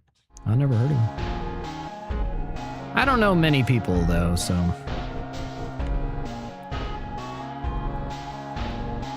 Like artists and singers and actors and whatever, like usually I might recognize someone, but I'm bad with names and knowing people and stuff.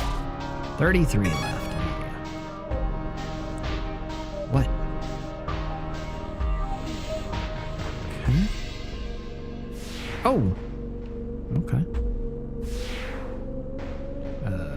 This way? What did I say? The rare and threatening something?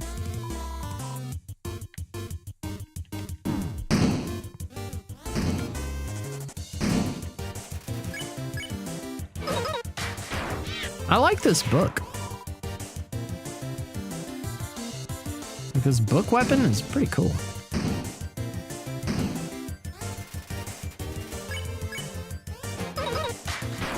His real life name is Simon Baker. Okay. You can see Patrick Jane. Who is this Patrick Jane person? What? I'll have to look him up. Where are you from? Texas.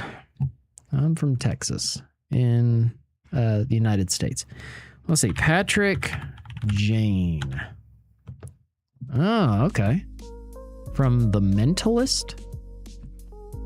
I mean, maybe if I shaved and, you know, actually tried a little more with my hair, maybe. Yeah. Guess I could say. Oh, I mean, over here, it's curlier.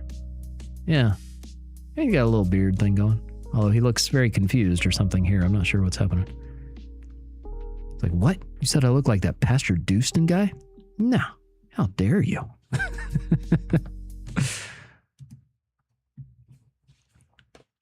I hadn't even heard of that. The Mentalist.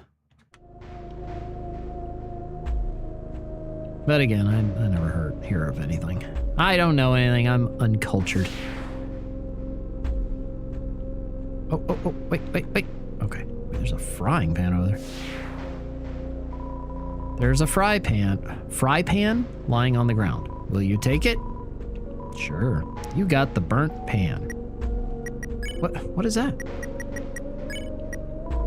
Burnt pan. Weapon attack 10. Damage is rather consistent. Consumable items heal 4 more HP.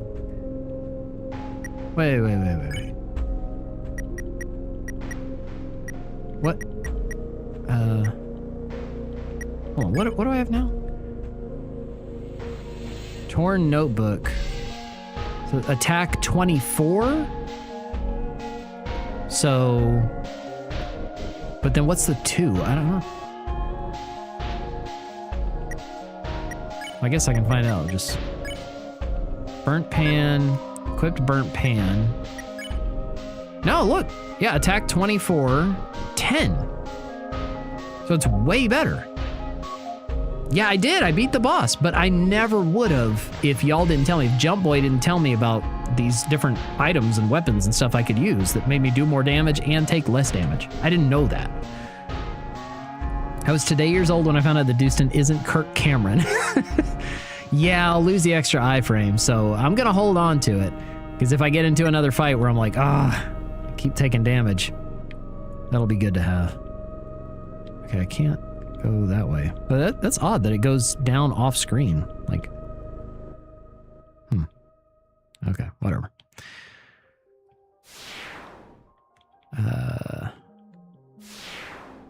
No, that's where we started. Okay.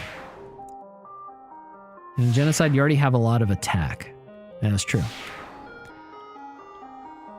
This just puts me there. Okay. All right, we'll save, move on. Oh, no, after we murder these guys. Let's see if we can one-shot. What the heck? There's 4 of them? Oh, if I did better, I could have one-shot. What is happening?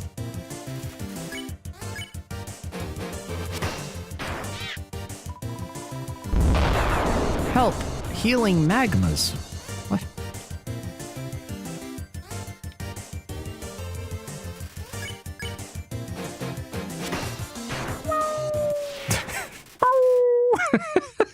What? Oh, it's funny. You down to play any other games? Yeah, I play all sorts. In fact, I don't play this game, but just like, I want to finish that route. So I'm trying it. Poor Vulcan. You monster. Doing what must be done, Jones. It must be done. So what am I looking at? What are those? And why are these red lines? And what are these red lines? And what is anything? I don't know. It's a switch. Press it? Who wouldn't? The lasers were reactivated. Oh, great. They're lasers. Okay. Although the pan makes healing, but yeah, true.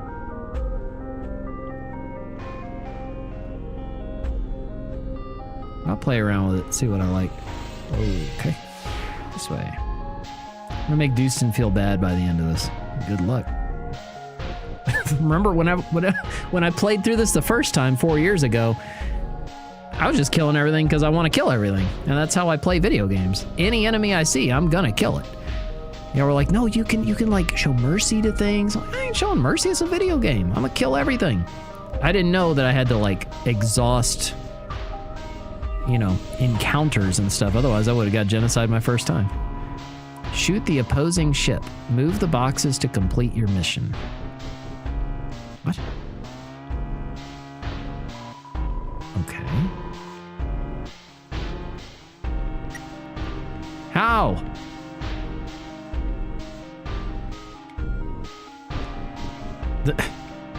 Does nothing. Maybe there was someone like working that little mini game and whoever like got him out of here.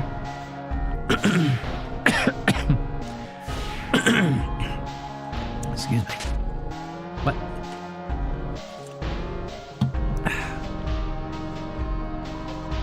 Shoot the opposing ship. Move the boxes to complete your mission. What? Why? No, he doesn't play any Minecraft. I hate Minecraft. Just look up trade-in values at GameStop and Best Buy for my OLED. I need to make room on my dresser and use only my Switch 2 at this point. GameStop offered $99. Best Buy offered $130. Guess I'm going with Best Buy. Hey, there you go. That's not too bad. Also, there's like an invisible wall. I can't go down there. That's weird. Seems like someone already did that puzzle. Oh, okay. Should be in a Mr. Beast video. That'd be fun. Oh. See how he does wild things in those videos. What is this? Oh. Hi. You're here. So that means Undyne, she died. Like, Undyne will avenge you. What? Okay. Royal Guard attacks. Oh, well, okay. One, you.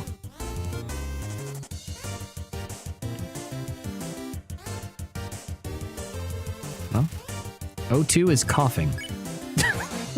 Coughing up blood. Boom, you're dead. You won. Well, they were much more intimidating looking than they are in fighting. It's Timu, Ornstein, and Smo. Wait, whoa, what? Hold up. I gotta go No, I can't get back. Oh no. What do I do? I didn't mess something up, did I? It's a fridge. It's strangely warm. It's a specifically regular size sink. Okay. It's an oven. It looks pretty modern. It's a microwave. That's great if you're a microwave fan. What? This game is so weird. It's glued to the table. Okay. 27. Okay, good. Still telling me how many I've got here. 27 left. You don't play Minecraft. It'd be a lot cooler if you did.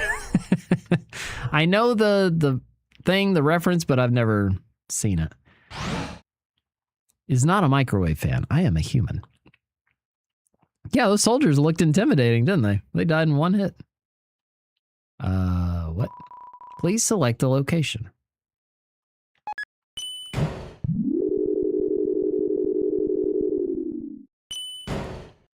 Dazed and Confused? That's the name of the movie? Okay. Oh. It's that force field again. Okay. Well, left 1 is off limits, I guess. Left 2.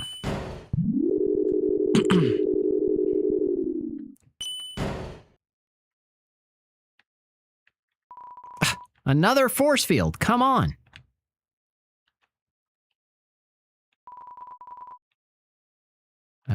Left 3.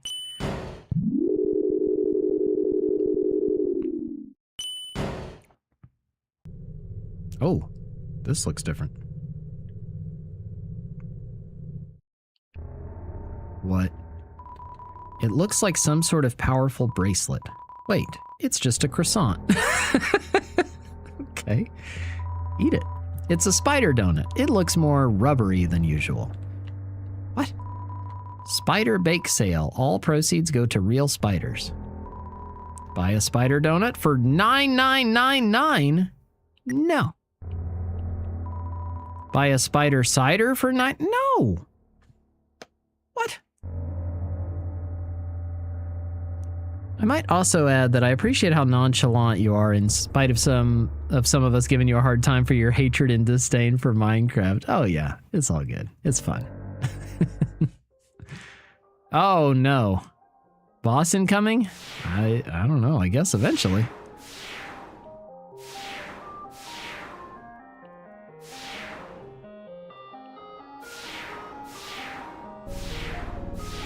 What's down here?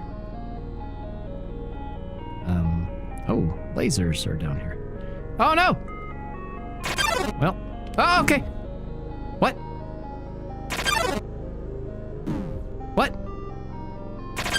Okay, blue, I stay still. Yellow, I move. Okay. Only took me 3 times of taking damage to figure that out. It's a cactus. You stop to smell the flowers. Okay. Well, that was certainly something. I'm not good at this. Okay. I pushed forward. Come on. Ah, another one. Shoot the opposing ship. You have just 1 shot. There's no ship. There's nothing here. Blue stop sign. Yeah. Why is there a cactus here? Why is anything in this game? I'm so confused.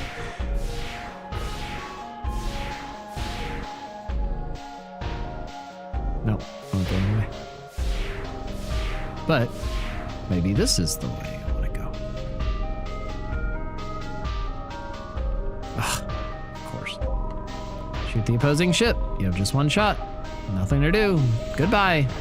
When was this game made? Legit looks like a game that Nintendo turned down in favor of Mario 1 or Duck Hunt as the first game for the console. No offense. Yeah, it's a relatively new-ish at least game. I don't know. Y'all tell me, but like, I'm guessing like, is it like 2017, 2019, something like that? Seems like it was somewhere around that.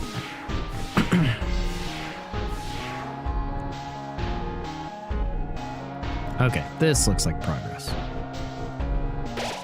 27, there's still a lot though. I don't want to move on to a new area. 15 years? Oh, we gotta find out.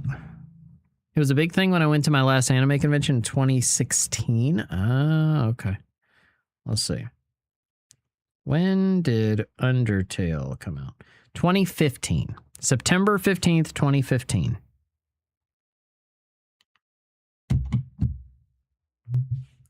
It's like 3 a.m. here watching your videos. Oh my goodness, Brute. Get some sleep, man. I appreciate you hanging out, but get some sleep, dude. Did you hear what she said? What? No? They said a human wearing a striped shirt will come through. I'm here to stomp on all of you. I heard that they hate spiders. I heard that they hate everybody. All right, see you, Pilgrim. Have a good one, man. Get some sleep. Thanks for hanging. I heard that they like to tear their legs off. What? Who's been telling secrets about what I do to spiders? I heard. Uh-oh, I'm stuck. Oh. That they have some awful taste. What a shame. A human comes through and they aren't even fit to be eaten. Oh well, rotten ingredients can always be discarded. Makes me feel bad for the baby spiders. Oh.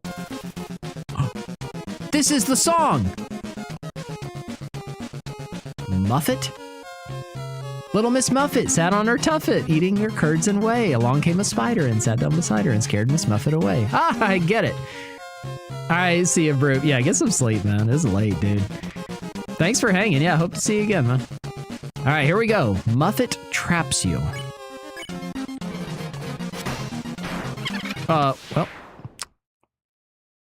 Okay. Oh, a little spider. Stomp on it. Oh, okay. It heard me. Man, I wanted to hear the music. Oh, it brought me a flower. Aw. An offering for mercy. Stomp on it. You won. Well, that was easy. Time for a long boss fight, JK. Just when I thought I didn't understand your Halo storyline, then this comes along. Oh, it's not sticky anymore. Okay. What? Wait, hold on. It's a poster for Metaton's latest stage performance. A tragic tale of two star-crossed lovers kept apart by the tides of fate. Looks like it's almost time for the performance. Hold on. Is this still part of the area that I was in? Like, I can't leave. Yet, not until I have... Okay, yeah, this is orange again. Good.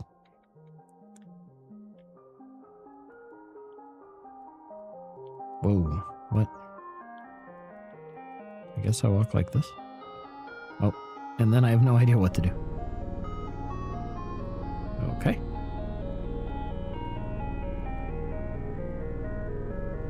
Well, that was strange. What is the point of this?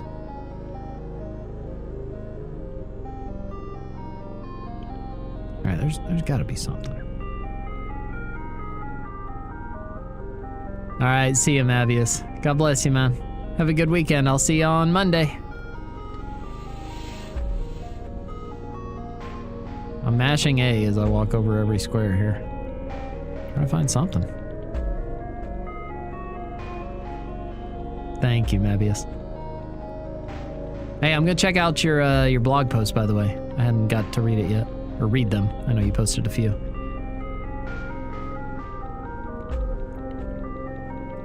There's nothing! Nothing here! What? What is the point of this? So confused. Oh, no. That's different. That's what I was saying. Oh. Next area is after meditation. Okay, thank you. Yeah, I just don't want to miss out on something. Because I gotta kill everything. Whoa. Ah, really? I think I started on right floor 1.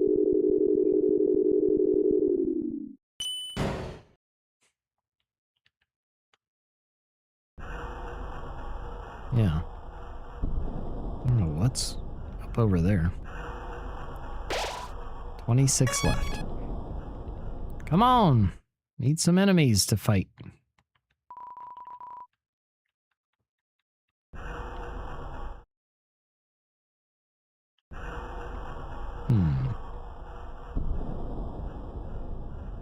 It's pretty imposing over there.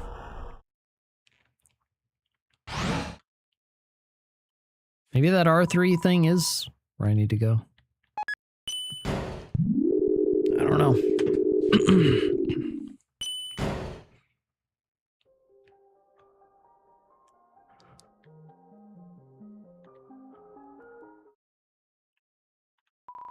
Hey, go up the creepy alleyway on the right for some great deals. All right. What does that say? But like, nobody came and stuff. What? Heals 17 HP, has a big bite out of it. Weapon 12 attack, plus 2, bullets not included. Okay, you're doing that. Armor, oh. 12 defense plus 7 attack up when worn? Probably to someone's house, LOL. Okay. I mean, these are all free, so what? Oh, I'm full on stuff. Hey, this is Bratty. This is Catty. If you're reading this, then like, bad news, you mega evil weirdo. Alphys just came here and she's taking us someplace super duper safe. But first, we gotta use up these gel pens. Yeah, chill, Alphys, we don't want to waste pens. And don't even think about stealing our stuff. Yeah, creep, leave our junk alone. Catty, it's not junk, it's really valuable. Yeah, our garbage is really valuable. Anyway, in closing, you're a total loser. Yeah, loser. Nya nya ha ha ha. Signed, Bratty and Catty. Okay. Stole 5G from the till. The till is empty. Gun does a lot of damage. I need to find a box. Put things. Oh, I see. Or maybe I don't. I was going to say it looks like Catty, but maybe that's what I was supposed to say. I don't know. There are some fights in the reactor that are good to grind. Oh, okay. It's just a regular wall. Great.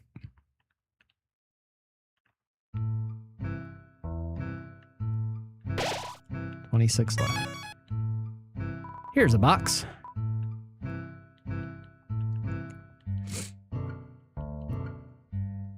Hold on. I don't know what some of these things do. Tough glove. Weapon. Attack 5 for 5-fingered folk. Okay. Manly bandana. Armor defense 7. It has some abs drawn on it. All right, let's put both of those up. I'll hold on to the notebook for now. Wait, bandage is what I had on earlier, so let's deposit that too. Super PastorDoostyn, he can even fly. I can't fly. Sounds fun though. Okay, now we'll go grab... I think the gun's the only thing I didn't get. I don't have any bullets though.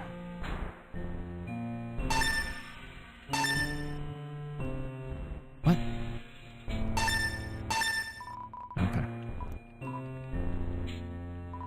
I like your hairdo, but perhaps soon you may need a haircut? Maybe. I don't know. I'm just kind of seeing what it does. How long I can go. Just rolling with it. There's an inscription on this fountain. Royal Memorial Fountain. Built 20-something teen. Metaton added last week. And it's just spilling all over the floor. What? The potted plant is judging you for your sins. Well, that's not very nice.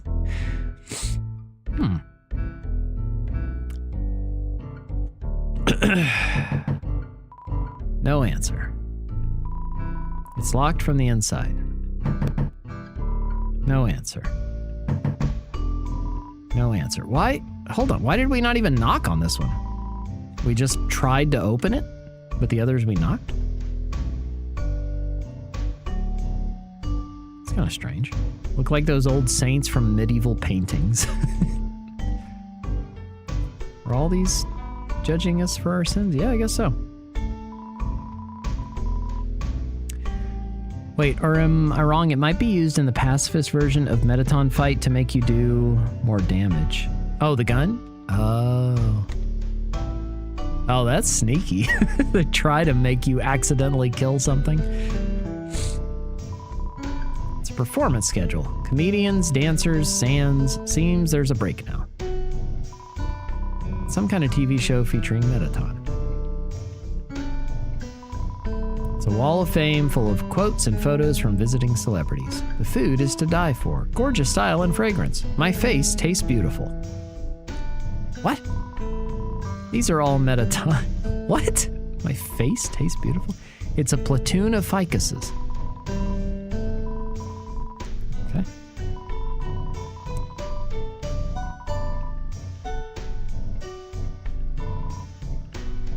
Okay, well. Strange. Also, I like the way the theme is playing.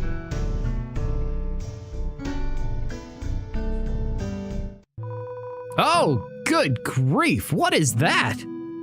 That's terrifying. Why do I always get the freaks? Look at this cat with big lips. That's a freak. Oh! Okay, I'd prefer the lips over that. That's awful. You gonna order or what? Attack. Ooh, legendary hero. That sounds pretty good. Steak in the shape of Metaton's face. Oh, my face tastes very good. Heals 60 HP. Don't ask, please. What? Ah, yes. I really want to buy your weird, dusty artifacts. Not. What? Evacuation, Metaton. Evacuation? You're yanking my chain, little weirdo. So what if everyone else left work? So what if no one's buying anything? Par for the course, little weirdo. Par for the course. Okay. Threaten? Sorry, little weirdo. Threats won't work on me. I can't go to hell. I'm all out of vacation days. What? What is this? This is so weird. Huh? Everyone else is dead? Does that mean I don't have to work today? If that were true, that little weirdo, that it were true. Well, Metaton didn't tell me I had to work, I guess. But that's the thing. Sometimes he doesn't call me into work until halfway into my shift. If I don't play it safe, he's gonna yell at me. Okay, maybe yell's the wrong term. It's more like he has this CD album he plays that's entirely full of songs about how bad I am at my job. Okay. Well, alone again. Okay, well, that was an interesting encounter. The elevator is in use. Okay. Core. Whoa.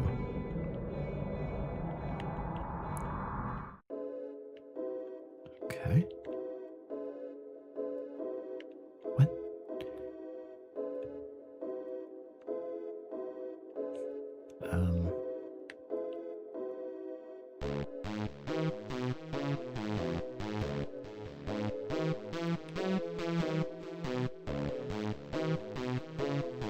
This is so weird, because, like, I don't remember. Like, in the normal route, this might have had things in the room. I don't remember, though. It's been 4 years.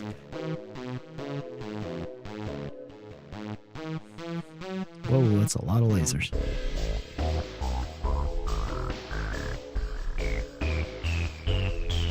Cats aren't saved. That's right. North, the warrior's path. West, the sage's path. Any path leads to the end. Okay.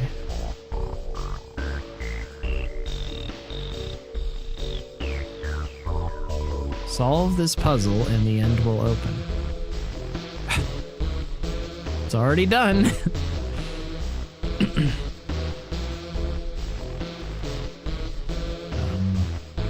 This way? What's up, Yoddles? Yep, Undertale. Doing genocide. And I was stuck on Undyne. Like, I started this playthrough, because remember, I played the game 4 years ago, the normal playthrough, and then it was fine, whatever, but like in January or something, I was like, I want to try the genocide. And so I started playing it just off stream on my own, and it was fine. It was super easy and whatever, until I got to Undying. And I died like hundreds of times over a few days, and I just gave up. And I was like, forget it, I can't do this. And I quit. And then a few days ago, I was like, I need to pick that back up, see if I can beat it now. And I beat it today, because someone in chat helped me and told me about different weapons and armor and stuff. I was using garbage and didn't even know. So I did it. There's a glam burger inside the trash can. Will you take it? You're carrying too much. Oh, hold on. Junk food. Drop. The junk food was thrown away. Good. Yeah, huge skill check moment. That was insane. I don't know if there's another one. I know Sans is, at the end, and he's brutally difficult. That's the whole reason I wanted to play this, was to fight Sans. Traverse the northern room and the end will open. Well, I don't know if I want to go that way yet. I need to fight enemies. There's like 27 left or something. What is that? Okay, Whimsalot and Final Frogget. Oh, come on. What? Hold on.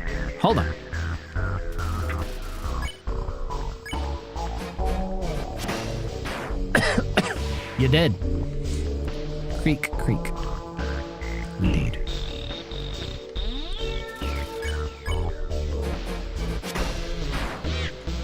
Yes, you did.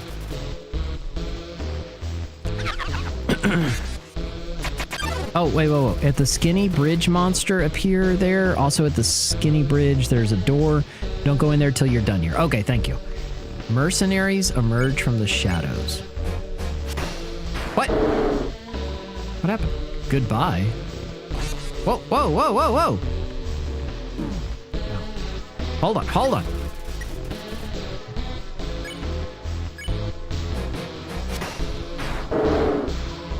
Adieu.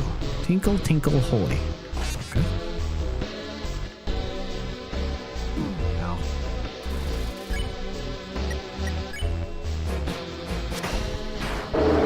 Yes.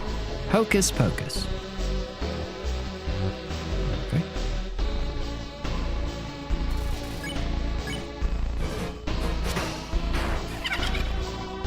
Alakazam is a good Pokemon.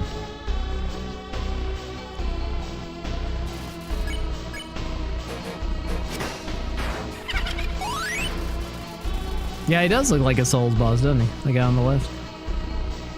Okay, so wait. So I need to not continue on this bridge? That's what the skin bridge. There's a door. Don't go in there. Okay, so I guess I can keep walking, but just don't go through it. Through the door. What a nightmare. Excuse me. I'm good here. Okay.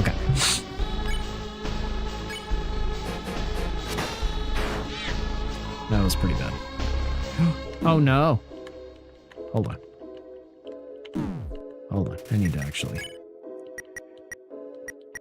Instant noodles?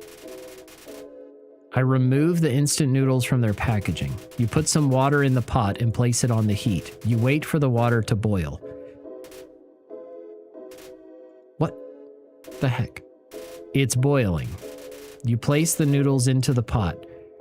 4 minutes left until the noodles are finished. 3 minutes left until the noodles are finished. 2 minutes left until the noodles are finished. 1 minute left until the noodles are finished. The noodles are finished. They don't taste very good. You add the flavor packet. That's better. Not great, but better. All that for 8 HP? Yeah, you get the whole experience. Well, that was terrible. Okay. Let's not die. What did I just say? Whimsalot shakes its head dismissively. That is rude. Alright, at least one of them's done. Oh no. Oh no. Oh no. Oh no. Oh no. Oh no. Oh no. Whoa!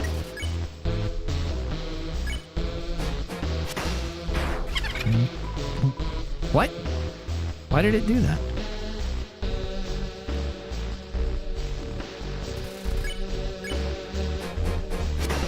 There we go. No regrets. Good. Should live without regrets. And now you're dead. Alright, I need to eat an item.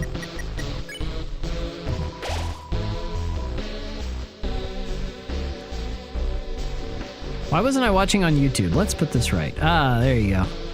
They heal better in a certain fight. Oh, okay. If you like the dodge all the moving screen chaos, take a look at the game Just Shapes and Beats. I actually don't really like that. That's definitely my least favorite thing about this game is the combat.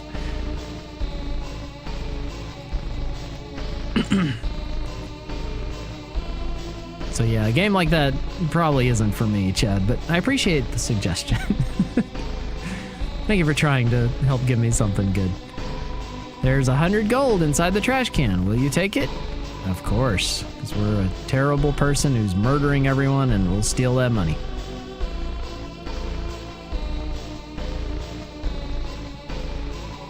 I cannot fight. I cannot think. But with patience, I will make my way through. There you go. That's determination. You know what this is all about? Okay, so don't go through the door, you said. 19 left. Okay, so I still raced this game with some friends on New Year's? Really? Yeah, don't go up. Okay, thank you. I'll go back and I guess just go find enemies. I don't know where all the enemies are.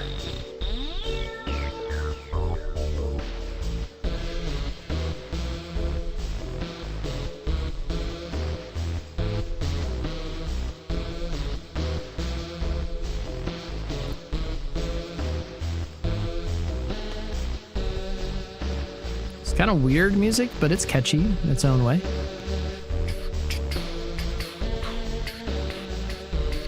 Like, I don't even know if there are random encounters here. I don't recall seeing one.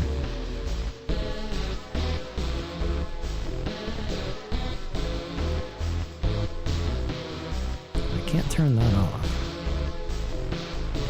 I think at Brigade with the shadows, the enemies appear. Oh, the ones on that bridge? Okay.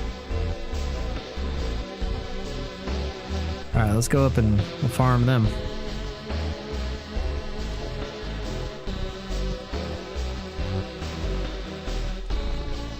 Because, I mean, that's like, I don't know, 6 enemies or something every time?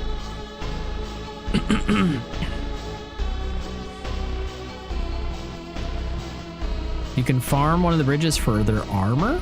Oh. I didn't know there were armor drops in this game. Gotta be careful telling me those kind of things, because then I get into my addictive personality stuff and I start farming them forever like I'm playing a Souls game.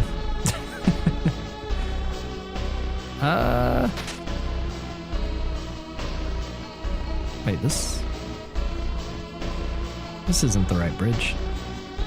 Oh, I was farming money to pay for the armor. Okay.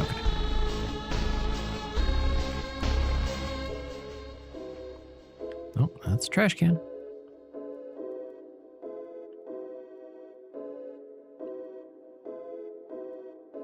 Pay for a cool leg. What? Can buy legs?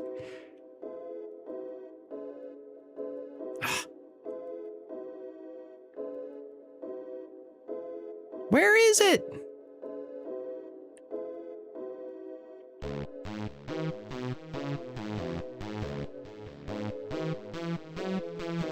What type of run? We are doing genocide. And I think I just went to the same room. Dang it! I'm so lost. Oh, maybe they don't spawn again. If not, then go outside the lab with the conveyor belt. That's what my friend did. How do I do that? Dude, I'm so lost. Like, there's a conveyor belt. I can't get there, though. And it's going the wrong way. Could just walk all the way back out.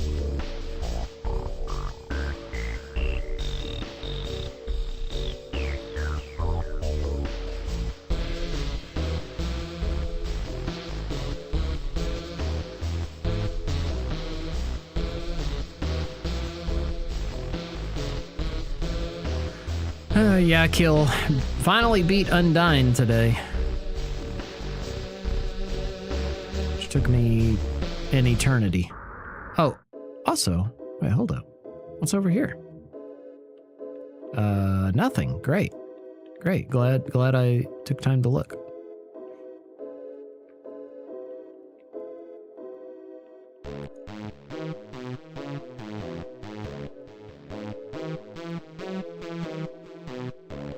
Sure, I'll know this route by the end of this. Nope, not that way.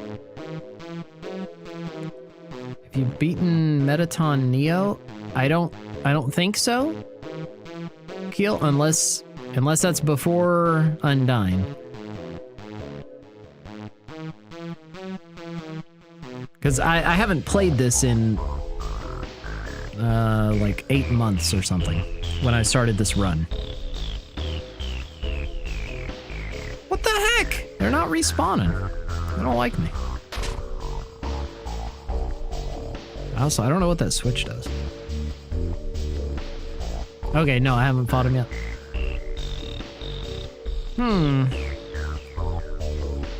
Well. There's still 19 left. Actually, you know what? That's probably a good place to stop today anyway, because I see the time. It's 4:52 and I'm supposed to end at 5. So, I think I'll call it there. Yeah, okay, so that's what someone was telling me. It was like, hey, don't go through that door yet. Yeah. Yeah, thank y'all for the warning, because I would not have known that otherwise. Right as I get back. I'm sorry, Seamus. I'm just trying to find enemies in that reactor place before I go fight Metaton. So, I don't know. I'll keep playing that off stream on my own, but Monday we'll be back. I'll be playing more Halo campaign evolved, and then I actually don't know what I'll do after Halo. Gigi was wanting to see a Bloodborne run, so I may play through Bloodborne. I actually haven't played through it in a long time, and I don't remember a lot of it, even though I've platinumed it before and whatever, but most of it's pretty fuzzy to me, so yeah, maybe I'll do that. Maybe after Halo, we'll do that. Just as I get onto YouTube. I'm sorry. Or the core. Is that where I am? I'm at the core. Gigi's beaten Undyne. Thank you. And wish for the PC port. I know. Why? Why can't they just do that? Should probably head out and do the dishes anyway. Nice to see you play again. Yeah, thanks for being here. And thank you again for that help on that fight, Jump Boy. Definitely would want to see more Undertale streams if you finish Genocide, then do Pacifist. Okay. I mean, I can do more of it. It's a fun little game. But that's it for today. So thank y'all for being with me. Thanks for hanging out, and thank you for another great week. Enjoyed all the streams this week. I stream Monday, Wednesday, Friday, 1 to 5 Central. So I will not see y'all for a few days, but I'll see you again on Monday, 1 o'clock Central Time. Follow, sub, whatever, do the thing so you can be here. And I hope to see you then. We'll be doing Bible stuff and prayer and all that kind of stuff, and then playing games like we do. Let's see over on Twitch who's live, who we can send a raid out to, and call it a day. Yoddles every time I hear that, I think, good night, everybody. Old Yakko Warner, Animaniacs. I love Deltarune, but there's a fair bit more language. One character in particular that drops a lot of hells and gosh darns, unfortunately. Might not be your favorite thing for the stream. Yeah, it's probably not the best thing for my stream then. But I've heard really good things about Deltarune, so it may be something I check out on my own, but just not something I would do on stream. You're nearly done with Halo? Oh, let's go. It felt like I was getting close to the end because there's so much flood everywhere now. And the one thing I remember, honestly, the one thing out of everything that I remember from that weekend that the Xbox came out and that the original Halo came out, and whenever I played it with my buddy from church and we did the whole thing, the only thing I really remember clearly is the last level where you're like trying to escape on the Warthog and there's just flood everywhere. So the more flood I see, the more I'm like, I'm getting close. Okay, so maybe, 1 or 2 more streams or something of Halo and then we'll be done. But okay, I'm going to send y'all over to the fish today. So if y'all didn't know, I have a second stream that goes 24/7 of my fish tank here in my church office. It goes 24/7 and I run ads on it. So just lurking in that stream helps financially support what we're doing here. Yeah, you can sub. Yeah, you can Patreon. You can do all those things, but you can support for free just by hanging out and watching the fish and listening to pretty video game piano covers and stuff. So please leave that up. If you got a second monitor or something, it really does help me out a lot. If you enjoy both routes of Undertale, then definitely try Deltarune. It gets better with each chapter. Such fun gameplay and good humor. Okay, nice. Huh. Very cool. Those kind of games, they feel like they're made for the Switch also. So it just seems like a good place to do those. But all right, y'all have a wonderful weekend, and I'll see you again on Monday. And until I see you again, know that God loves you, and so do I. Bye, friends.